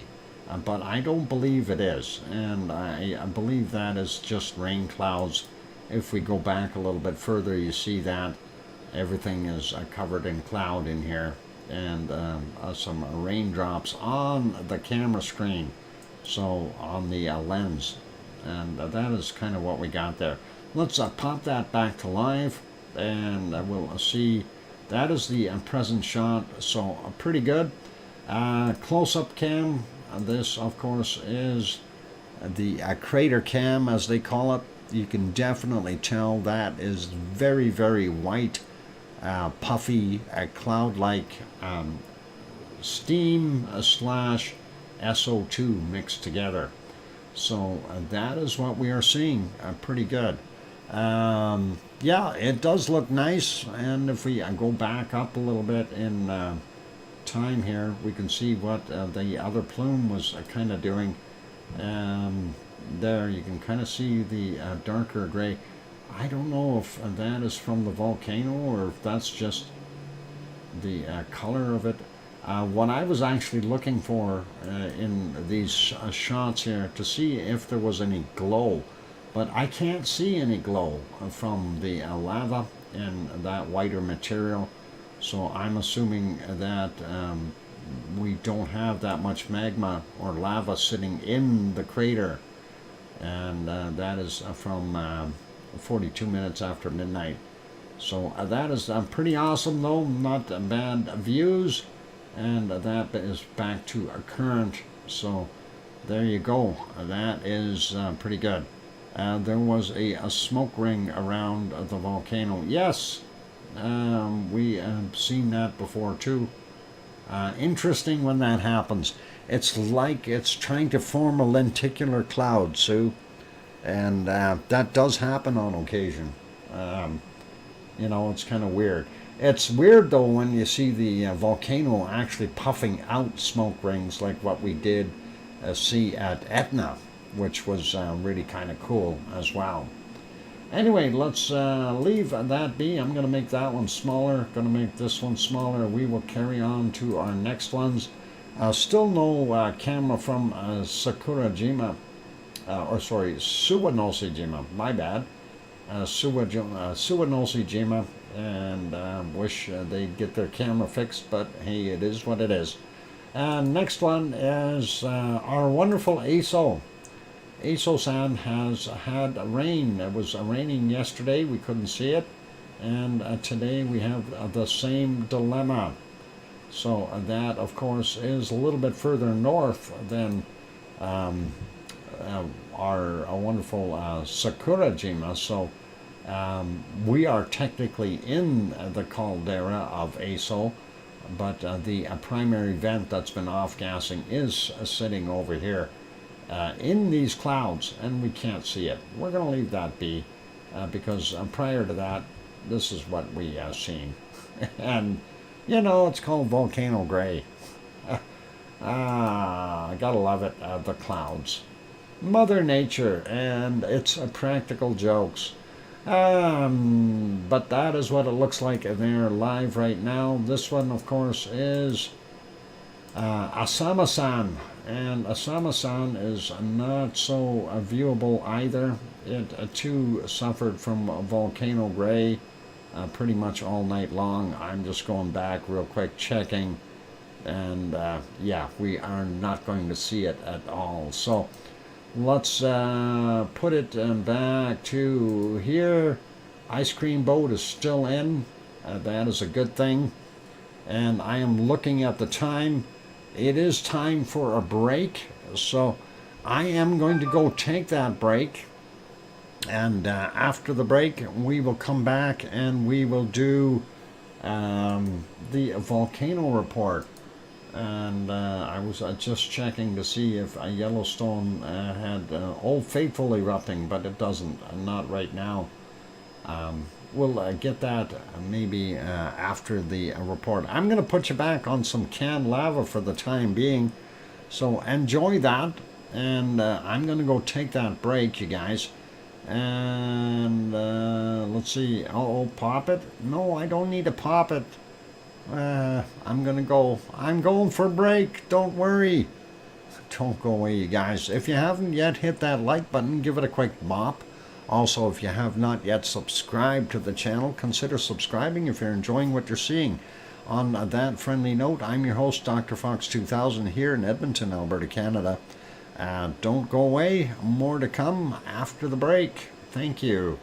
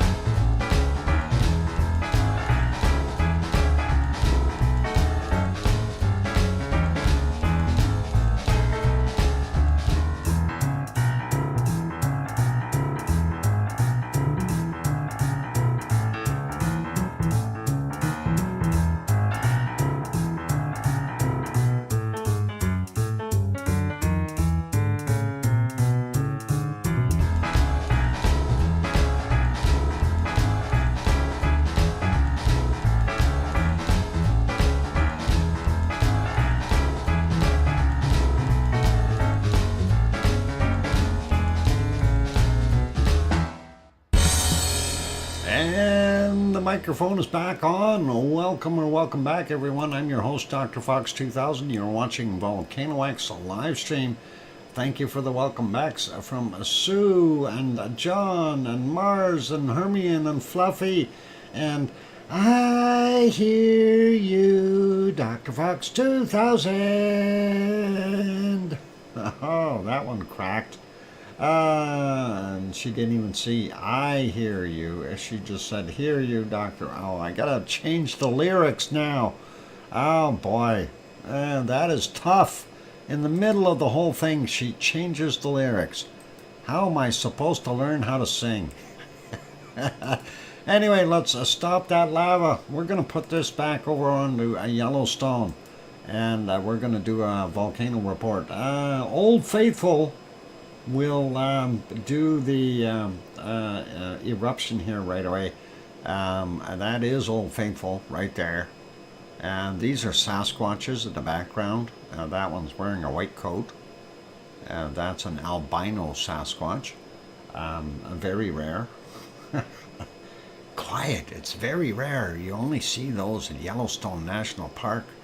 Anyway, let's get over and we'll do the volcano report as soon as I find it. Hang on, where'd it go? And there it is. I found it, and we'll take a look at that. Anyway, from yesterday, we really didn't have too much activity last night, and of course, seeing late Saturday volcanic activity, two volcanoes, Popocatepetl in central Mexico, large volcanic ash emissions to 21,000 feet or 6,400 meters, reported at 17:15. Ongoing volcanic ash emissions to 24,000 feet or 7,300 meters, reported at 23:15. And of course, there's the next one is Sabancaya, and that is in Peru.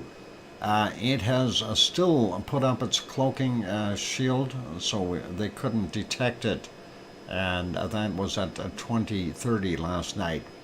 So Sabancaya, of course, hiding, even though it is likely throwing out more SO2 than any of the other ones right now. Next one on the list from today, though, this is Sunday's volcanic activity. We got 8 volcanoes. First one, Reventador in Ecuador, and that is ongoing volcanic ash emissions to 15,000 feet, 4,600 meters, reported at 15 minutes after midnight. Fuego in Guatemala, ongoing volcanic ash emissions to 17,500 feet or 5,300 meters, reported at 45 minutes after midnight. And we already went through the separate report. Looks like Yellowstone's taken off. Maybe. It's starting to puff a little more. Anyway, next one. We got Fuego Sabancaya. Still had its cloaking shield on at 2:30 in the morning. They couldn't see it, unable to detect. And then it turned it off later on in the morning. Continuing weak emissions reported at 14:30. And of course, we already read the report about Katla, that they have downgraded the activity there. And as I suspected, it is downgraded because it was ice movement for the most part from what we've seen. Anyway, that happened at Katla 2:55 a.m. is when that report was generated. Next one on our list is Etna in Sicily.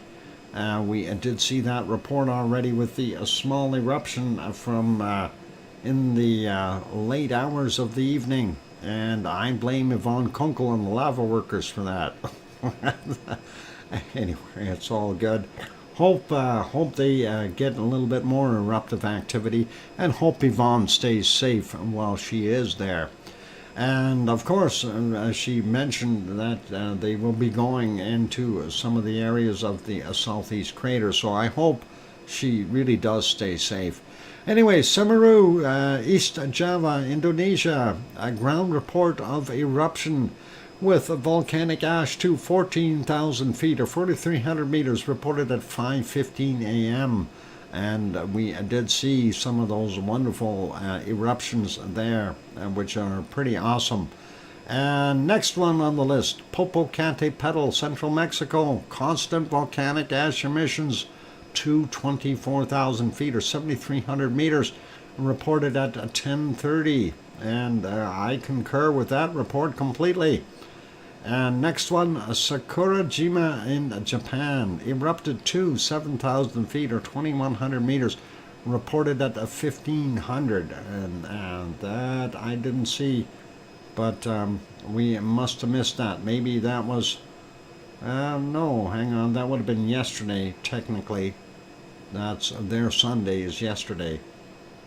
I don't think we seen that. Must have been while it was cloudy.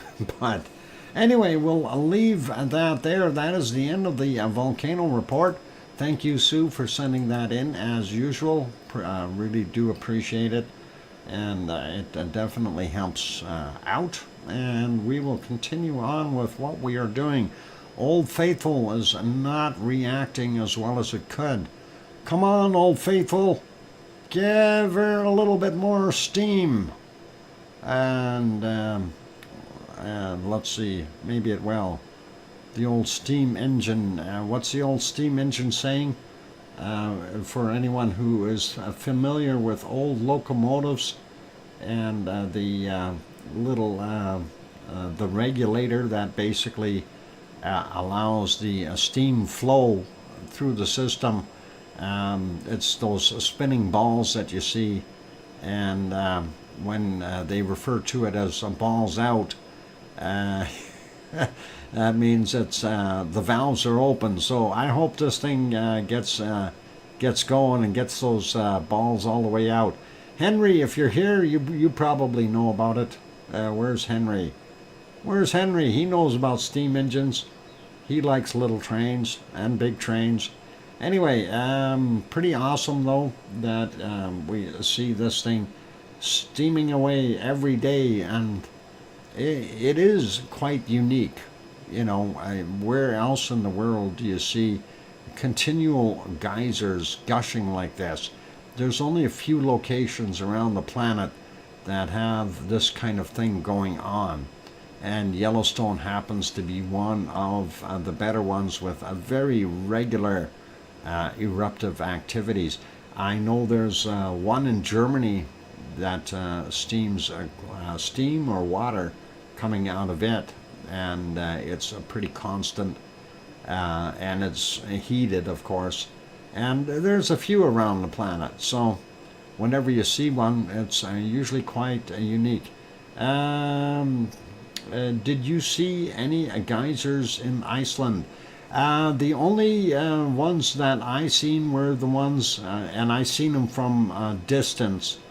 That was the ones at on the Reykjanes Peninsula out there by the power plant. The ones near the lighthouse. That one I seen from a distance, and at the time it looked like there was 3 active. But I didn't go up to them, if that was what you were asking there, Mars.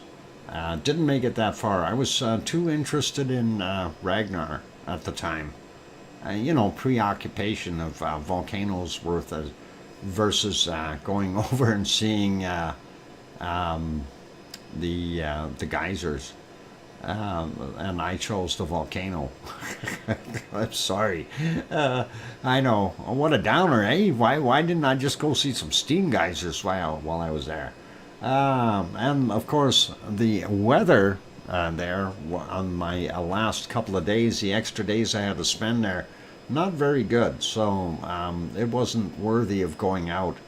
But it is what it is. I wouldn't actually mind going up to the steam geysers and seeing what they were doing. And, you know, if I had another trip to Iceland in the future, I would definitely plan on doing some of those extra activities.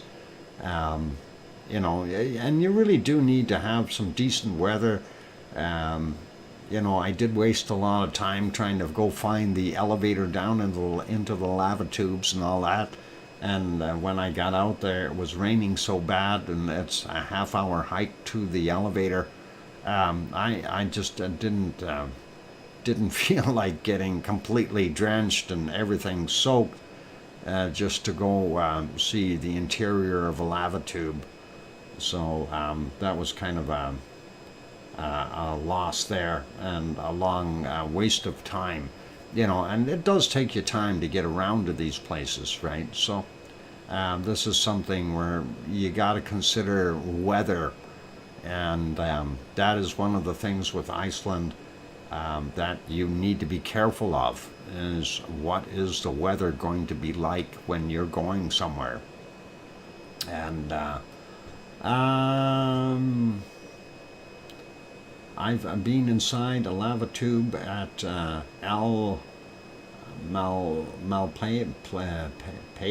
Malpais, if I said that right. Cool. And NM. Okay, cool. Yeah, lava tubes, always neat. Anyway, let's leave this be. I know Yellowstone is going to go take off right away, but we do have to carry on with the show. So let's get over to our earthquakes. That's our next thing on the agenda. We did the volcano report, so we want to see what's shaking now. And let's zoom in a little bit up on the northern end. We'll start out with the Kamchatka Peninsula here in Russia. And of course, they just changed it. This one was from yesterday, 1719 was the time on it, 75 kilometers down. Okay, we won't worry about that guy, a 4.0. Looking at the other ones here, we don't see anything new in Tanaga Island at all, so that is quiet. Sliding over a little bit more, looks like quiet there too. And let's see, next one, Aniakchak, quiet there as well. Going to leave that guy be. Next one on the peninsula. And there we go. This is a Trident volcano. We do see some little tremors all over the place, but nothing that is going to scare us. We do see a couple around Katmai as well. And then the other three mountains here. Some small activity. New one over there, 1.3, very, very small, from 1644. I'm not going to worry about it. We'll continue on down the coast. We do see a goodly number of quakes along the San Andreas Fault. Always nice to see. Let's continue on down here. What happened? Oh, New Mexico. NM. Yep. New Mexico. 4.3. And that is 57 kilometers south of Puerto San Jose, Guatemala. 11:23 is the time on it, 58.5 kilometers down. Next one is a 4.3 off the coast of El Salvador, and that's from yesterday at 1826, 35 kilometers down. We see another one here in Colombia, 4.6. And that is from 2:05 a.m., 184.4 kilometers down for him. Peru has this one, 4.2, from 1941, 198.7 kilometers down. This one is in Chile, 4.4. Yesterday's 2212, 111 kilometers down for that one. This one is Chile-Argentina border, 4.4. And that is at 1:30 a.m. today, 235.3 kilometers down. And then the larger one, 5.2 at Tal at Chile. Don't tell anyone. But that is right there in the water. And it's 40 kilometers down. So if you tell anyone, I'm going to tell on you. All right, nothing down here in the South Sandwich Islands. That is okay, and we will look at New Zealand. We don't see anything new there. These have already kind of went quiet. Kermadec Ridge stuff fairly quiet. This one, Fiji area, 5.0. 15:53 is the time on it. From 5:46 is the time there. Next one over, we see Vanuatu 4.2 from 6:54 a.m. 637 kilometers down. That is not too bad. And looking at most of Indonesia, not that bad. Nothing over here in Sumatra. That's actually kind of weird. Usually you figure you'd see something, and it looks like it's all quiet there all of a sudden. This area here, this is still in Indonesia, Bitang, and that is the 4.7 from 9:48 and 23.1 kilometer down. And this one is a 4.5 at Tobalo, Indonesia, and that, or 111 kilometers from Tobalo, from 2:31 a.m. and that is, of course, 94.8 kilometers down. I'm kidding about the 400. It's okay. And on the main island, we do have this one, a 5.2 at Luzon and the Philippines, and that was at 5:36, and that is 29.7 kilometers down.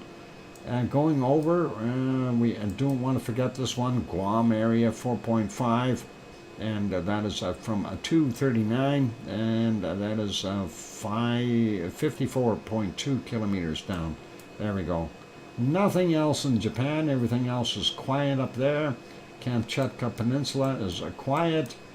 Zoom out for a second, look for other quakes. We do have one up here. This is odd. 4.3 up here in Russia from 8:07 a.m., 10 kilometers down for that guy. That's kind of strange to see that one. One here in Turkey, and that is in the southern portions once again, and that's a 4.6, and that is 2:36 this morning, 10 kilometers down. And we don't see any other quakes about. Oh, what about this one up here? Another one in Russia, 4.2, near the coast of northwest Sakha, Russia. And that is interesting to see that in the middle of, well, why would that have a quake there? There is no subduction, there is no shifting. How come they got a quake? Uh-oh, maybe we're going to have another volcano? I don't know. Could be. There's a hot spot supposed to be there somewhere. Anyway, let's leave it be. Let's go over to the Hawaiian Islands and see what's shaking there. And we don't see anything else. That was the only one out here by Oahu. So let's look at our wonderful Pahala area first. We do see a couple out in the water. This one is a 1.9. Pahala anywhere between 26 and 37 kilometers down, so we won't mention the depth unless it is something different or odd. 8:57 a.m. for that 1.9. Then we'll grab this guy, 2.2, 7:05 a.m.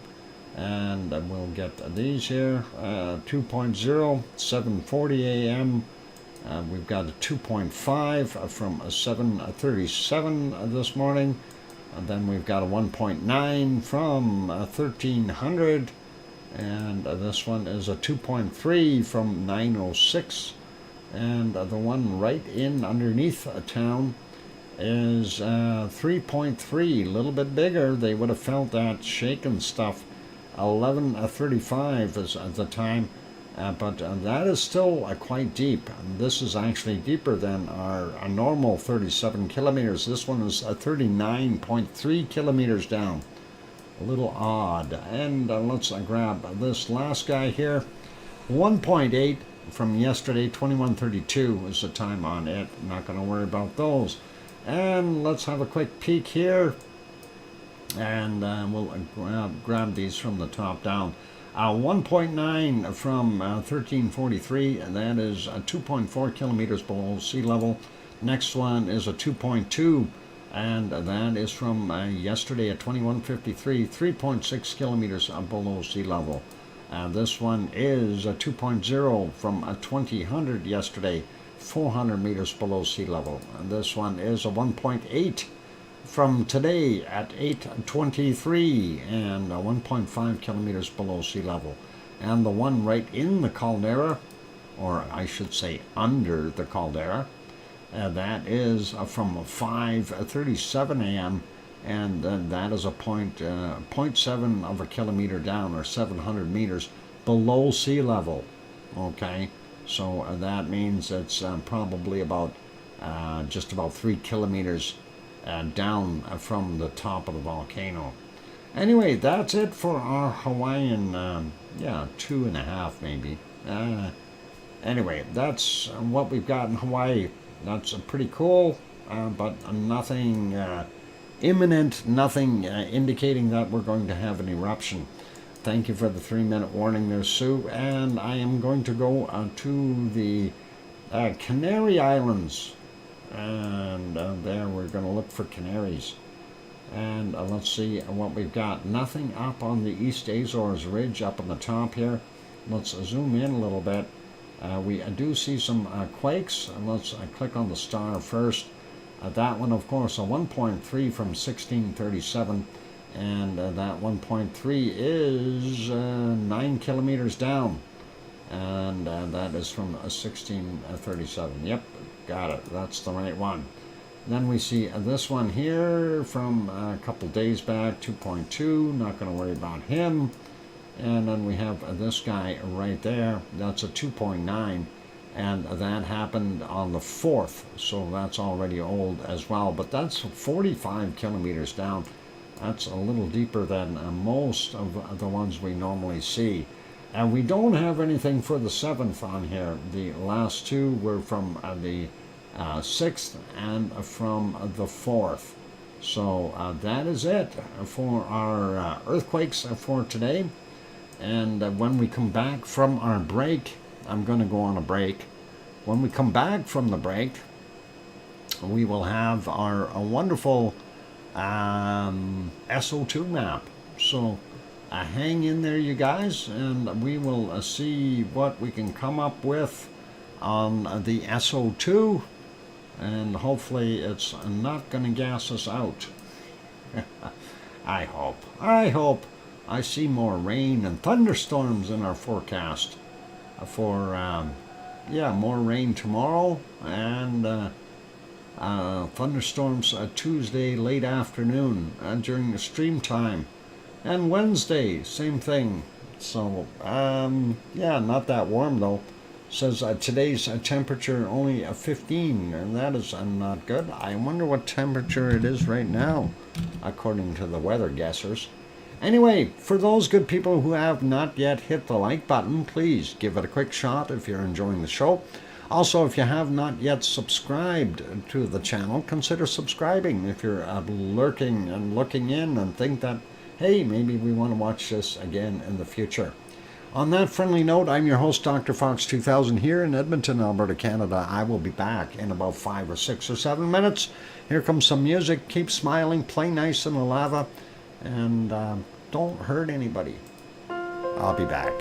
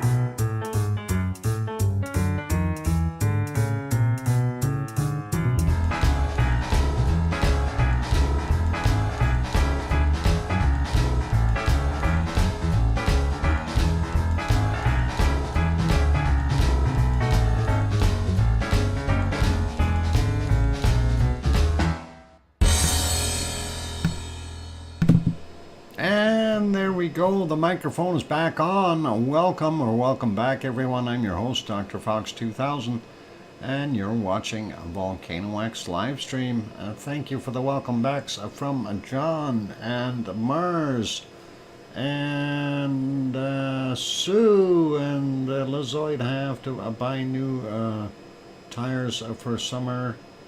575 plus tax, and garage will swap them over on the old rims, but thanks. Yeah.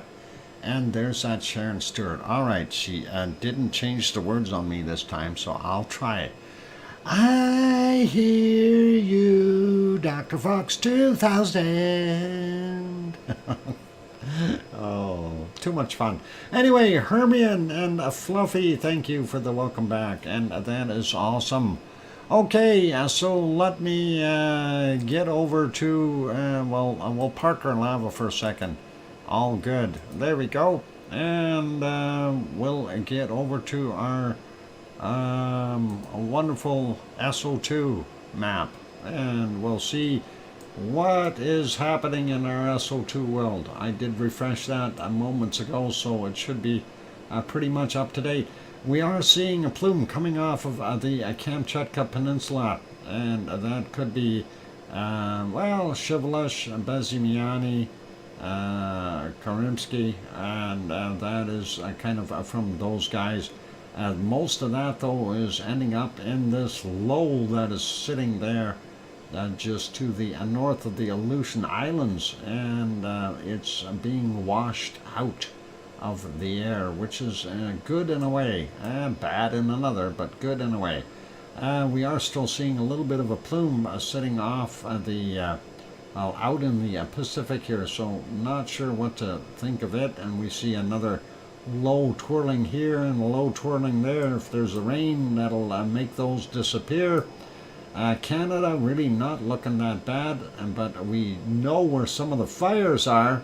We can see those. And of course, that is what these extra spots are from, is the forest fires in British Columbia and up in northern Alberta and BC and Alberta border, and of course some of these areas here as well. We know that they had brush fires or grass fires out here, and definitely this higher level. Again, last night they had more fires happening in places like just north of Drayton Valley. So, you know, it is what it is. Let's see. The rest of the areas look pretty clear, though, for Canada. We are still seeing that plume come in from up north and down through Quebec and over across the St. Lawrence Seaway. But places like Nova Scotia for Sue are looking pretty good. A little higher elevated SO2 there for Newfoundland, but not that bad. The U.S. looks pretty darn good as well. Very clear for the most parts. We are seeing some spots, but those are minor in comparison to what we normally seen there after the Kamchatka big eruption there at Shivelish. And Mount Popocatepetl is still doing its thing, and of course still throwing out a bunch of the SO2, as well as Mexico City. This residual stuff out here is still from Fuego. It'll take a couple good rainstorms to get that out of the atmosphere. And pretty normal stuff from Central America now, all pluming into the Pacific. And this plume here, this is from Sabancaya, and of course some of the industrial stuff there in Peru, as well as blowing northward from Chile. Chile itself, though, producing enough to get across Argentina and back into the Atlantic Ocean, so that's what we see there. Going over, big fires in Australia. Big fires in Australia. Not too much from White Isle Volcano there in New Zealand. This is from fires in Australia, and you can see that plume coming all the way down. And I don't know what all is involved in that. All I heard was they had some fires there. So hopefully they'll be able to get that under control. And I know they're really not near big water sources. Hopefully that will be something they can douse out and get rid of fairly quickly. Let's go up here. Tofua still doing its thing. And then not so much from Yasur, Aoba, and Gawa still working away. Our friends in Papua New Guinea, not that bad. Luotolak, not so bad. Semeru, yep, definitely picked up the pace. And we are seeing that moving to the west. So it's kind of hard to tell how much is coming from Merapi, and then of course from Jakarta and Krakatau out in the western side of Java. Not so bad there for the other part of Sumatra, really. When you look up here, we do see a fair plume though from Sinabung. And let's go over here. Ibu and Dakono still doing some bad things there. And of course we are seeing increased levels here from Mayon and Bulasan. Hopefully that will be under control. And then of course we have stuff coming from our wonderful Taal volcano. And speaking of Taal, if you guys want to go see a video, Sue sent this one to me, and I'm going to post a link.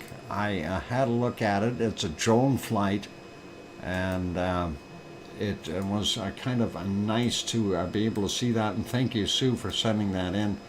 And this is, let me just put that on there so you can see that. And there's the link for it if you want to go watch that later.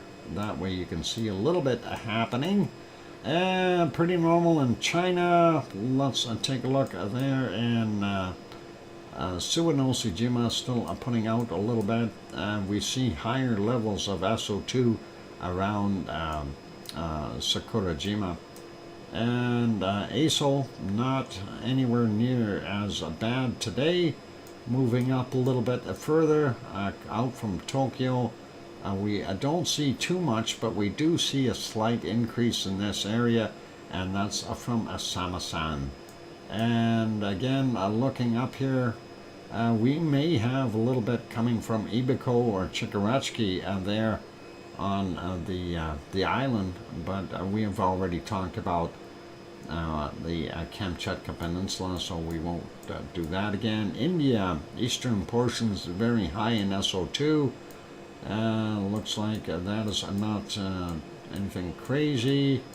And let's see. I wonder if that was from here or where the heck this came from. This is interesting. All by itself, all of a sudden. Huh. Weird. Makes you wonder where that came from. Perhaps a submerged volcano? I have no idea. Anyway, pretty normal at the gold smelting plants there in South Africa. And near Nyiragongo, Goma 1 and 2, Nyiragongo, and what's the other one? I forgot. Boy. I can't remember what the other one is. Nyiragongo, and where's the other one? There it is. Nyamuragira. That's going to take forever to try to remember. That's Goma 2. Anyway, they're doing their thing. Ertael looks like it's got a little bit of a bigger plume there for that area. And then, of course, we are still seeing the oil refineries in Saudi Arabia here, Kuwait, Iraq, and Iran. So they are doing all kinds of SO2 for those areas. And taking a look at what we see from Mount Etna, increased SO2. Not high levels, but still increased a little bit. Same as Stromboli, definitely showing up on the map. Looks like places like southern Europe here, Portugal, Spain, and France, very clean. Same thing with most of northern portions of Italy up here in the Alps, as well as Switzerland. Not so bad in Germany, and not too bad there in Holland, or the other countries here in Belgium, Luxembourg. Not it's starting to get lighter, put it that way. A lot lighter than what we had from those other plumes. Also seeing England pretty good right now. Same thing with Ireland, and not seeing too much up in the northern portions of Sweden and Norway. Finland is still pretty much buried there. Southern portions of Sweden does have SO2, and then we see some still sitting out here off the coast. Give it some more rainstorms. Iceland looking really clear right now, so that is awesome. And yeah, the stuff up in the northern hemisphere, of course, that is still from the Kamchatka Peninsula, and hopefully that will dissipate. And I'm kind of, well, I get what's going on in Australia, the forest fires. What I don't get is where this came from. And that definitely, there's a huge circulation here, so I don't know. That would be coming up from somewhere. I don't think that's from South Africa. So, things that make you go, Hey, it's S. Roberts. Hey, Simo, how you doing? Glad to have you on board. That's going to make some work to say. Oh, take some work. Yeah, interesting. Anyway, all good, and let's go take a look and see. They call it a harmonized standard tax. Yeah, here we just have a GST, which is just, we refer to it as the gouge and screw tax. Sorry, I know, bad language. Anyway, let's go to our next one, and we will go take a look at what we've got there in weather-wise. Yeah, there we go. And we'll start at that. You pay tax. You pay the tax when you earn, and then you pay tax when you spend it. That's right. And Lizoid, and then they have taxes on the taxes. So when you buy fuel, as an example, that already has 3 or 4 different tiers of taxes, or as they call them, levies. So they don't want to make it sound like they're taxing the tax, they're taxing the levies. So these levies are what they are taxing. So you're paying quadruple tax on fuel. That's the way it works. Anyway, Alaska, not bad. We see temperatures all the way up to 12 degrees up there, 13 in some spots. Not so bad. Higher elevations, of course, a little bit cooler. And looks like Yukon, not the hottest place, but they have temperatures in the south east area there up to 17 degrees. That's pretty awesome.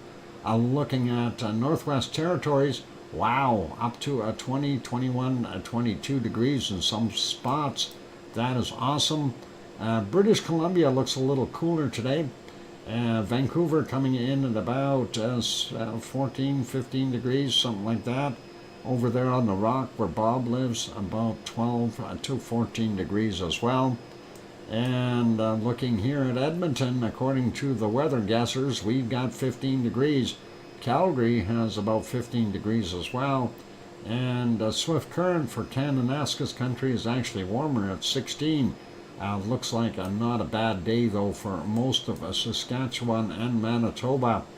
we do see some cold air down here from Lake Superior west, and that is getting the bottom end of Ontario and Manitoba. But 15 there in Winnipeg, and Judy M probably got about 11 or 12 degrees. It's starting to look like spring for them too. Looks like not bad weather for most of the areas just north of the Great Lakes. Looks like 11 degrees in Toronto, London coming in at about 15. Detroit getting up to 20. Chicago sitting at about 13. They've got that cold air blowing off the lake. And Milwaukee about 12, and somewhere around that temperature, 12 to 15 for Henry Nelson over there. And then we've got 16 here in Montreal. We've got 16 Quebec City. Looks like anywhere from about 9 to about, 17 for the high end there in New Brunswick. Looks colder for Sue's place, 7 or 8 there at Halifax and Cole Harbour, but over on the other side of the island there, they're up at 19 degrees in some spots. That's not bad. Hopefully that warm will push up a little bit more. Looking at Newfoundland, anywhere from 0 to about 6 degrees. Even out here in the Avalon Peninsula, about 2 or 3 degrees. St. John's coming in at about 5, so they're lucky there. Labrador, on the other hand, has got a cold coming down into it from up north. This high helping push that cold down, and there's got to be some lows in here pulling the cold temperatures down too.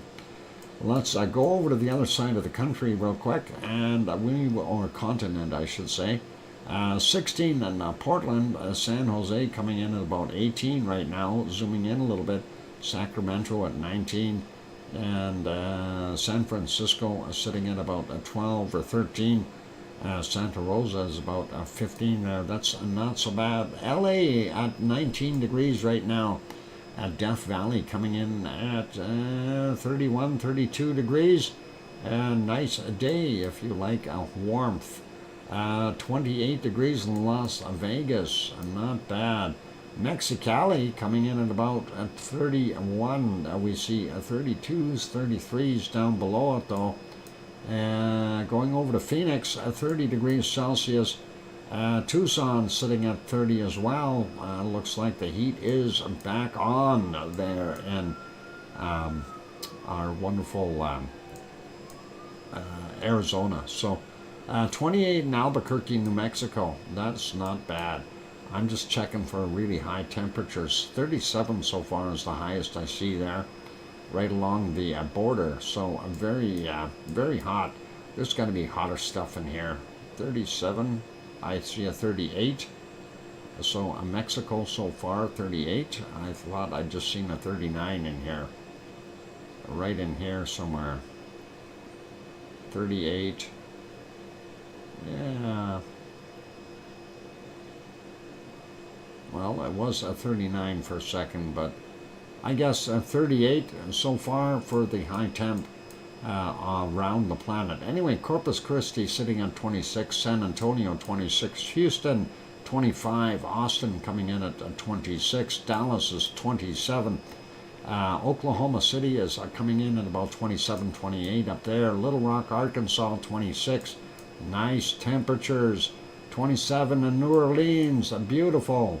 And I'll skip over most of Alabama. We'll go down to bottom end of my Florida, Miami, only 25. Looks like the cold is blowing on here for some reason. Some cold air. Orlando coming in at 23, 24. Jacksonville 23. Atlanta coming in at about 24, 25 degrees. Charlotte, North Carolina, 22 right now. Grandma B's house, about 23 degrees Celsius, so about 73, 72, 73, something like that. Virginia Beach, 21, and going up, Baltimore, about 19. Philadelphia, about 18, 19. and we see about 20 there in New York, and then going up to Boston, about 21 or so. So that's pretty nice. Let's take a look for the really high temperatures here in Mexico. Looks like they are warming up really a big time. 37s, 38s there as well. And that is a pretty wild. We got 28, 29 in Mazatlan. Mexico City a little bit cooler though, because they are much higher elevation. 19 to 20 degrees. Acapulco coming in at about 31. Let's look at these hot spots. 43 degrees right there. Wow. So Mexico definitely has the hotspot record so far, 43 degrees, and that is cooking, and that is awesome. Yep, a 43. Do we see a 44? No, just a 43 right there. So, yep, a very, very warm. Sí, señor. No frío. You won't freeze. And I'm looking at what we're seeing on the Yucatan Peninsula inside the curve here, 37, 38, and that is a jungle fever for you. And sliding down a little bit more towards Central America here, 34s, 35s, places like Nicaragua, a little cooler there, but still really nice in Costa Rica. And Panama looking pretty awesome. We are still seeing up to about 32, 33 degrees there in Colombia's lower areas. The jungle parts from 25 to about 29 degrees. So that is pretty awesome. And Venezuela coming in about 30-ish degrees for the most part. Of course, a little bit cooler in higher elevations, right? Let's see, and we got a 29 here, Piera, if I said that right. Guayaquil coming in at about 29 there in Ecuador. Quito, not so warm, only sitting at 14. They are up higher though. That's a big difference. Seeing about 27 or so for the most part in the Amazon River Valley. Most of Brazil looking pretty warm. Not that warm though in Rio de Janeiro, only 21, and then you get around the outskirts here down to about 16, 17 degrees. Down in the southern tips though, down to 15. Buenos Aires coming in at about 16. Paysandú coming in about 16 as well. And looking at the other places, Paraguay, anywhere from about 17 to about 24 degrees, so not bad. And we are seeing the rest of it. There's a cutoff line for the heat, the high, keeping the cold air in place, and that is what we've got for South America. Before we get into the rest of it, we will take a break, you guys. So we'll have a look. So far, 43 degrees is our high temp, and that is in Mexico right now. I'm going to go take a break, you guys, so don't go away. We're going to put this back on the canned lava for now. And for those good people, back to work. Okay, Simon, you be good, and don't hurt yourself working. Stay safe, and we'll see you later. On that note, I am going to go take that break. If you have not yet hit the like button, give it a quick bop. Help us out. I'm trying to get over that 100 mark, of course. And for those people sitting on the outside looking in, if you have not yet subscribed, consider subscribing to the channel. It'd be awesome if you feel we've earned it. On that friendly note, I'm your host, DrFox2000 here in Edmonton, Alberta, Canada. I will be back in 5 or 6 or 7 minutes. Don't go away. Thanks.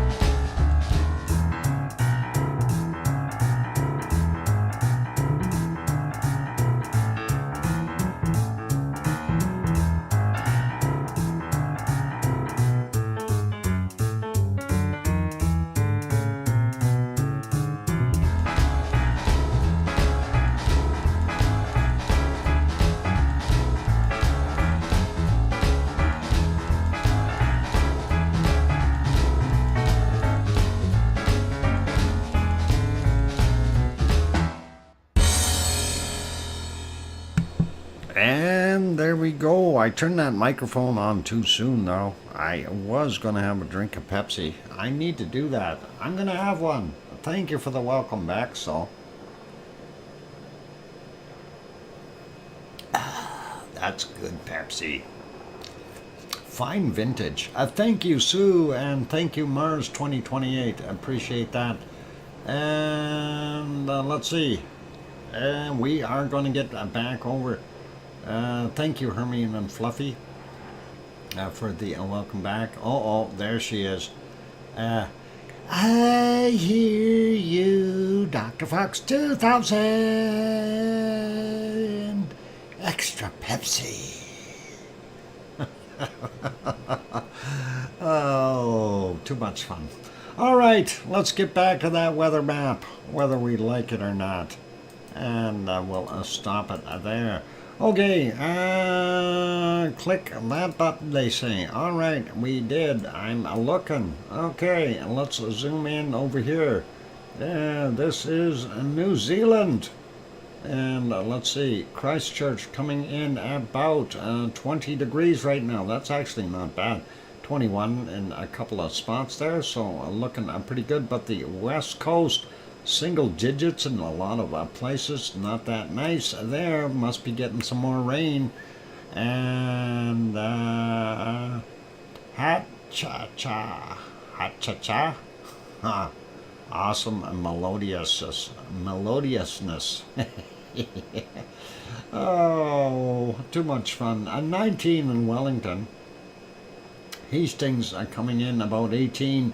Around that area, that'd be Amelia's temperature, about 18 Celsius, not so bad. Taupo sitting at about 16, and that is not a surprise. And looking at the other areas there, Bay of Plenty coming in between 18 and 19 degrees. Going up a little bit more, seeing 20 in Auckland. That's not that good. Dr. Fox, is the weather on the North Island of New Zealand looking good for tonight's rocket launch? I don't know yet. We haven't looked at the precipitation yet. Temperature looks okay, but I don't know. We do have a high sitting out here circulating, bringing warmer air in, but I don't know about the storms. We have this low sitting here.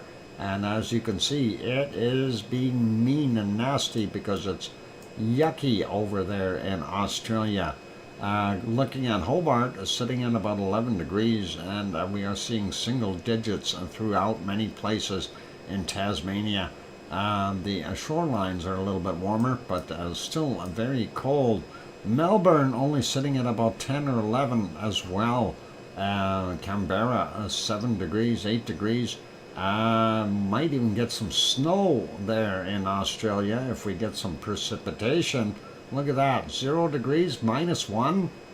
Wow, I've not seen that before. And we are seeing 11 to about 13 degrees there.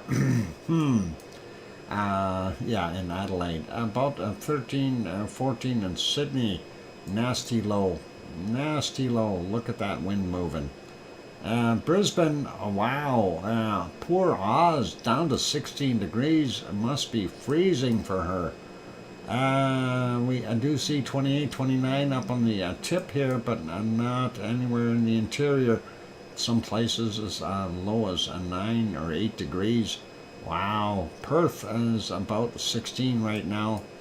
That is a little odd for Australia. Yeah, I'd like to see Leo make a snowman beside his barbecue. We do see circulation here beside Fiji. They are still showing 28 and 27 degrees. That's not bad. A little cooler there in New Caledonia. Slightly cooler by a degree or so there in Vanuatu.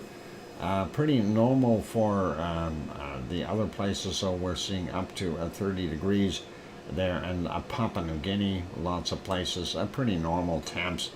They are still warming up, though. It's still early in the morning, so you got to remember it takes time. By afternoon, the heat will change, Same thing with Sumatra, pretty normal. Bangkok coming in at about 30, 31 degrees, and that is pretty normal for this time of year over there. Manila, I'm sitting at about 30 degrees as well. Most of the Philippines up in those ranges. A little cooler there in Taiwan today. And Kagoshima coming in at 18 degrees. Looks like they are still getting that flow coming down from the north, and that is being because of this low sitting here. Once this low moves out a little bit, they will warm up again. The flow will reverse and start pushing northward. We do see warmer temperatures here, so that'll make a big difference. Tokyo coming in at about 13, Sapporo only 7 today. Kamchatka Peninsula, highest temperature about 8, and the lowest temperature about -3. That low out in the Bering Sea for now, so that's okay. Let's just see for hot temperatures. Nope, nothing there that's going to scare us. India looking pretty warm. We got 23 Celsius there in Delhi right now. Sri Lanka's pretty normal. Looks like it's starting to really heat up in the Indian Ocean. Looks pretty normal, and Madagascar actually maybe a tad on the cool side. We see a 9 in some of the higher elevations. That's not so good for them. But hey, it could be worse. We got 14 in Cape Town, and at least they're not seeing any snow. Some single digits down in South Africa. Looks like the central regions here, south central regions, are doing okay. Mixed bag for the most part. Let's see what we got for really high temperatures here. 31 so far, 32, 36 up there. Let's see that spot, 38. I don't think they're going to meet the challenge from Mexico at 43 degrees. So Sahara Desert is definitely warming up. We're still seeing some cold air up in the north here. They got a low right there, and that is not so good here in cold there in what is it, Morocco, Algiers, and then looks like not that bad in Tunisia. Slightly cooler along the coast though up in the north here. It should be warmer up there. Why is it so cold? Cairo, 17 right now, which is still not that bad for nighttime temps. UAE is still not there. Huge temperatures, but sitting in the low 20s anyway. We see Oman a little bit warmer, and of course Saudi Arabia starting to get some heat in there as well, up in the 30-degree ranges. Riyadh coming in at about 28. Baghdad about 23 right now. Turkey not that bad. They are warmer, which is a good thing. Malatya sitting at 10, 11 degrees. Adana sitting at about 16, 17.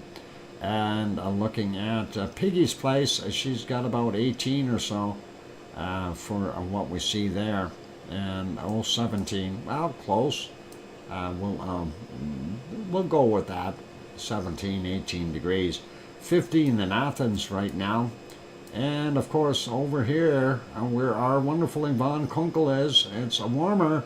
Wow, 13 degrees right now, and that is pretty nice.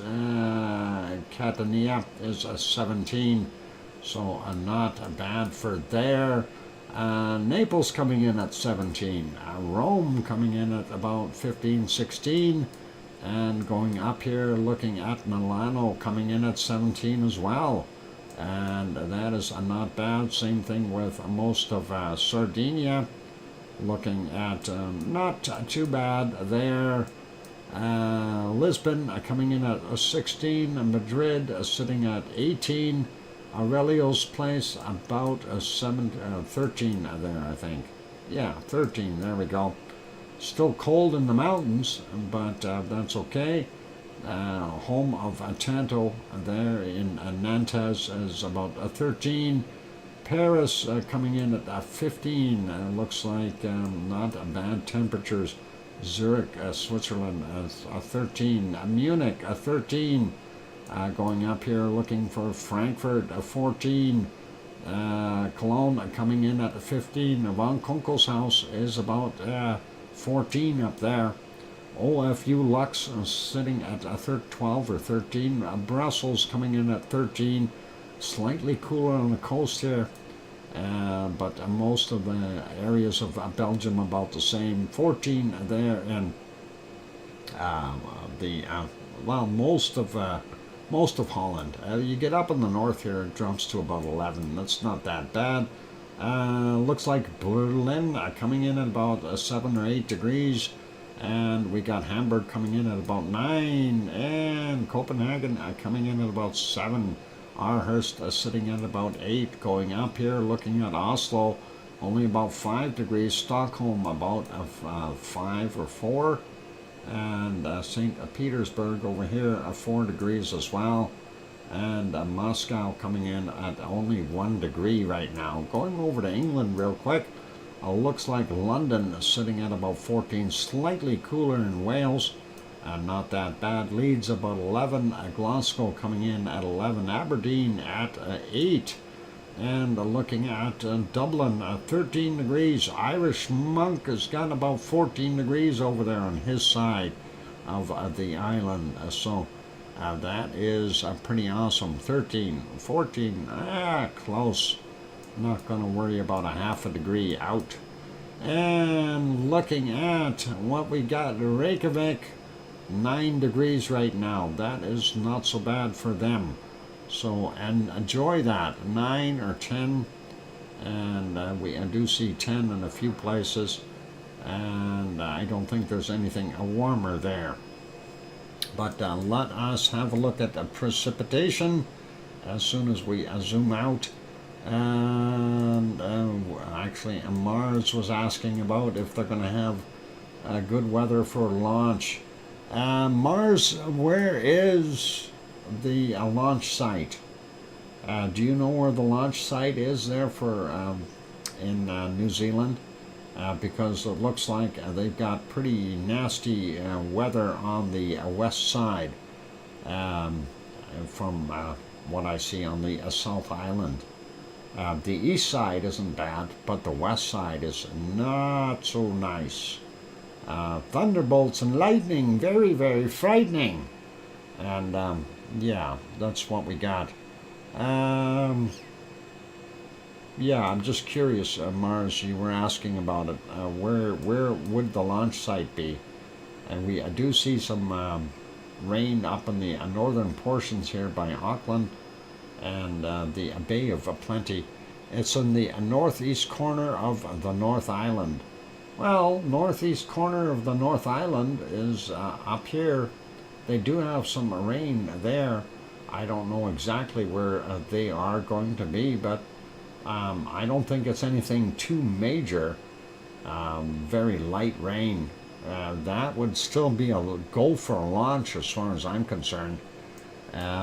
Anyway, let's get at the rest of the planet here real quick. Not bad up in northern Alaska. We do see a little bit here in the main business area, if you will. And looking at, we do have a low off the coast. And that looks like Oregon and northern California are getting some of that. We do see a low here in British Columbia. And that is giving them some rain, as well as rain and snow up in the Yukon. Northern Alberta, a bunch of rain, and they need it up there. And we need more rain here as well. Looks like foothills definitely got a bunch of rain and thunderstorms happening. Some higher elevations even getting some snow. And some rain down here on the other side as well of Alberta. Saskatchewan looks pretty good, with the exception of a few places down in the bottom end. I'm not sure if a swift current is getting a rain or not. They might be. No, well, they might get a little bit. It wouldn't hurt if they got some, though. And looks like south of Winnipeg here, we got definitely a storm happening. So Judy M, stay inside. And we see that same system in Ontario, as well as sitting here in Minnesota and in North Dakota. Not that good for them. Sliding over, we see here around the Great Lake regions, definitely some storm activity there, north of Toronto for the most part, and that is going all the way over here into New York State, and not good for them. St. Lawrence Seaway, not so bad. We see northern portions of our Quebec and province of Quebec, as well as Labrador, and getting some snow up there. Looks dry for Sioux, and just a tiny bit of rain there in New Brunswick. So PEI and Nova Scotia doing real good. Newfoundland, on the other hand, they've got some rain, but the portion of the Avalon Peninsula is dry and clear. Let's go over to the other side of the U.S. and just take a look and see what we've got. So, yeah, a bunch of different isolated spots we see in the mountains here. Some stuff north of Spokane. We see Idaho's got a bunch of places where they are getting rain as well as snow. Montana's got some stormy stuff happening in it. Northeast corner of Wyoming. We did see some snow dropping earlier there in Yellowstone, which is kind of funny. And looks like in addition to North Dakota getting some, South Dakota also has some things happening there. Nebraska and Iowa, and going down here all the way to Tennessee and into North Carolina even. So definitely a big set of storms there, as well as we see this one, just kind of another storm system. This air is just going every which way in here. So I guess just Kansas, northern parts, and Nebraska getting some. We see Texas has got a bunch of storms as well, down in the south, as well as the northern area, and going into Louisiana and Mississippi, as well as Arkansas. A bunch of stuff there, some small stuff into Alabama. Looks like Florida isn't too bad. And Mexico, yep, they are getting some thunderstorms as well, and a lot of places there in Mexico, central regions. Going down to South America, Central America, not that bad. South America, well, we can see where most of that is. So not so bad in Venezuela, and actually the coastal areas here don't look too bad. They've got some rain, but nothing too bad until you get to Ecuador. And of course Peru, rain. Amazon, rain. And you've got what is it, Guyana, French Guiana. Those guys are all getting some rain. The rest of Brazil over here looking not bad. Rio might be getting a little bit of rain, but no, that's still off the coast. Then we see this nasty storm that is no longer in Uruguay, but it certainly is in this other stretch here in southern Brazil. And there's a low. That low, of course, is going to end up moving to the east, and that's how the weather will do its thing. And not so bad there in the rest of Argentina. We see multiple systems everywhere, and this, of course, is what is really driving this mess here in between New Zealand and Australia. And hopefully that will move up and out, but I've got a sneaky hunch that's going to move this way and be mean to New Zealand. And of course this ridge line here, because of that low and that high, is creating a heck of a ridge. And we see half of Tasmania getting wet. Looks like Leo might even be getting some rain there in Melbourne. Not sure if it's raining. No, nothing in Sydney. We are seeing this Brisbane as dry. And remember, we've got that big fire in here. So hopefully things will get under control. And then we've got Perth getting a little bit of a rain there. And looking out here, if you're in the Tonga area and places like that, American Samoas, you're likely going to get some rain. Fiji looks like had a little bit of a storm on one of the islands. The other one is dry. Vanuatu and New Caledonia, not so bad. You get over here into the Papua New Guinea area, start getting more rain. And then Indonesia, yeah, depends on where you are in the islands. You're going to see some variable rain action. You've got a nasty storm system sitting off the coast here. This is likely a low, and that is a high sitting on top of Sumatra. Not sure how that's going to affect everything. We've got a low sitting here, and Thailand. I don't know. That's going to mess things up. Hong Kong getting rained out, and then here we see this mess going up. There's that low sitting up just north of Tokyo, and that needs to move. And once that moves, they'll be better again. But that is what's causing them to have stormy weather.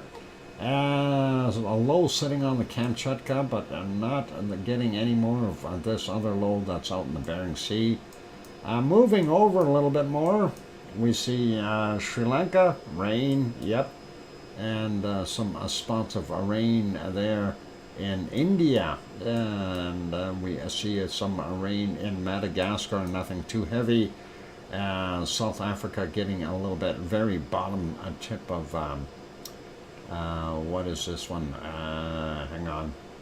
Is it Mozambique? Yeah, they are getting some of that rain there as well. So Johannesburg definitely getting rained out right now. And not so much rain there in Central Africa. You figure there should be more.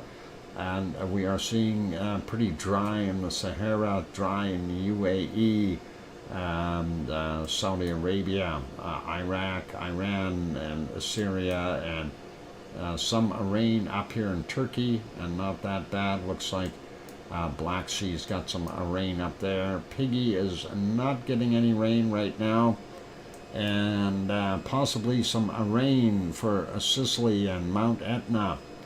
And not a surprise. We do see here Italy, central portions are getting some rain, and we see a nasty low curling around here.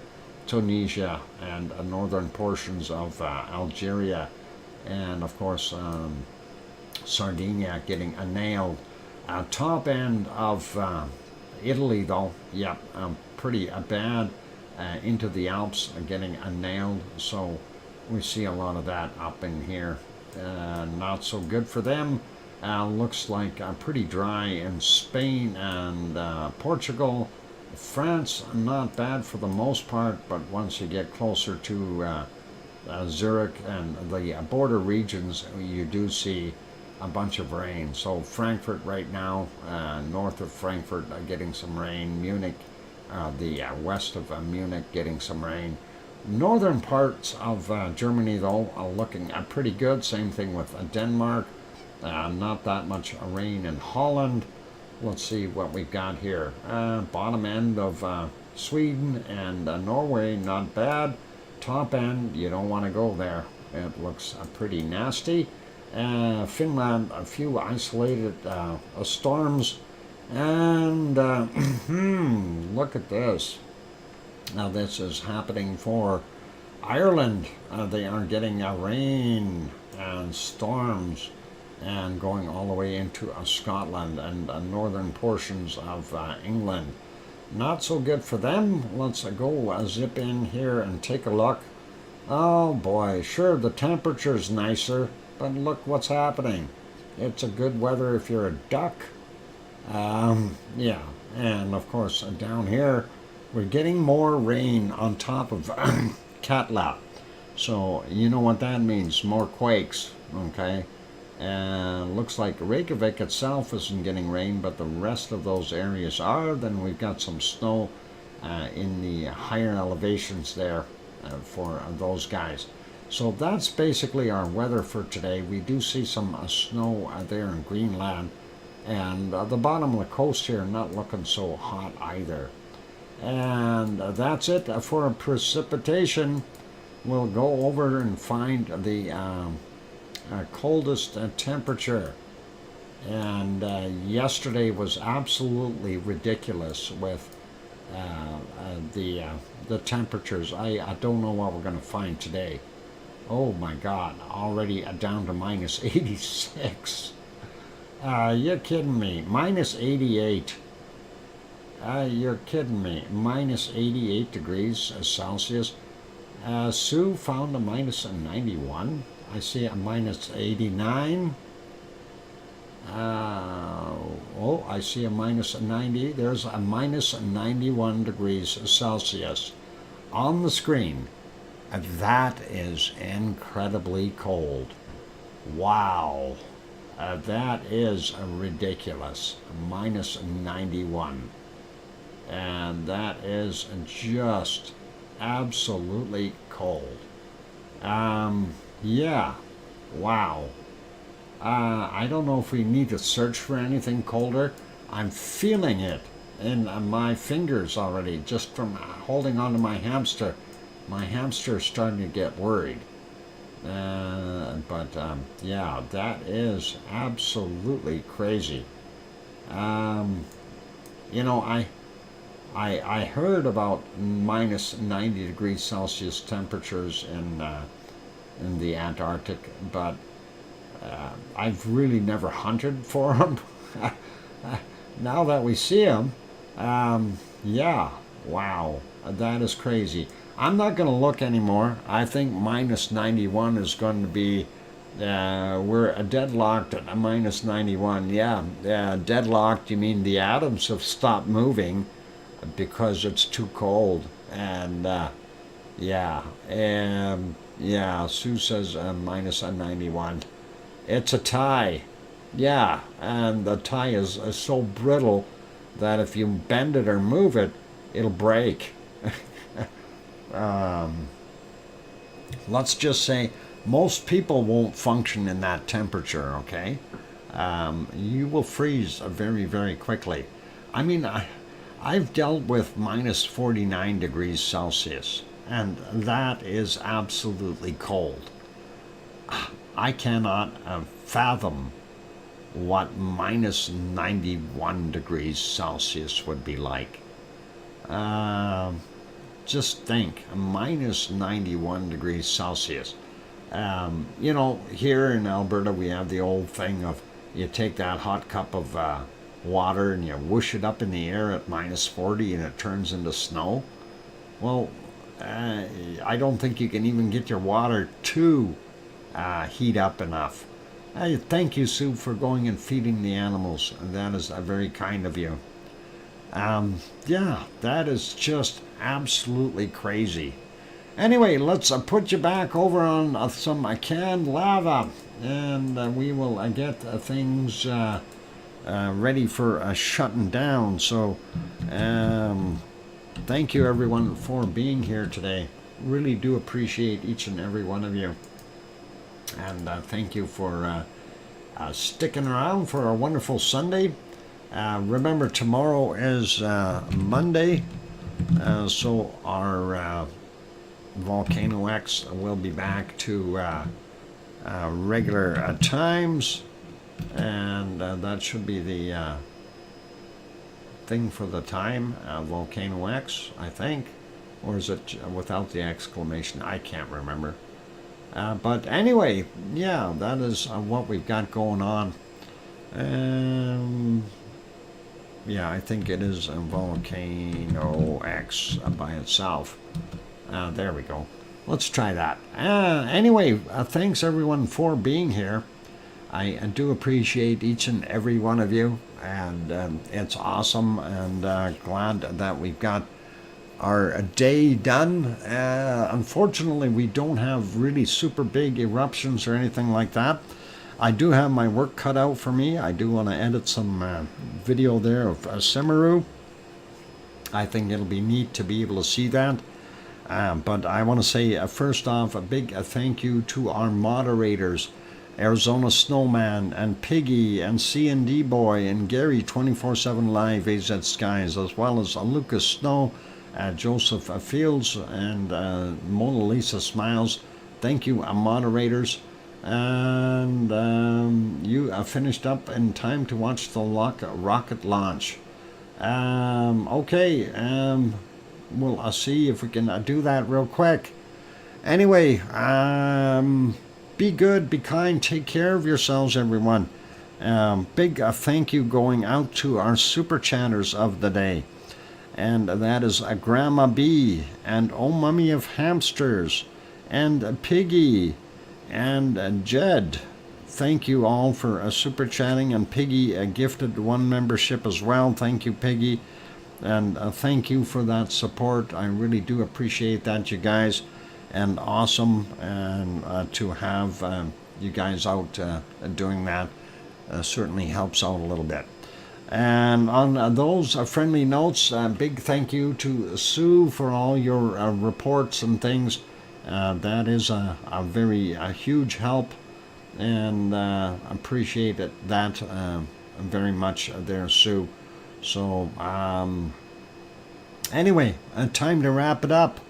Be good, be kind, take care of yourselves, and please, please, make sure you tell your loved ones that you love them tonight, for tomorrow is never promised. I'm your host, DrFox2000, here in Edmonton, Alberta, Canada. We'll see everyone tomorrow, and tomorrow's Monday, so we're back to regular time. Take care, good night, and oink oink!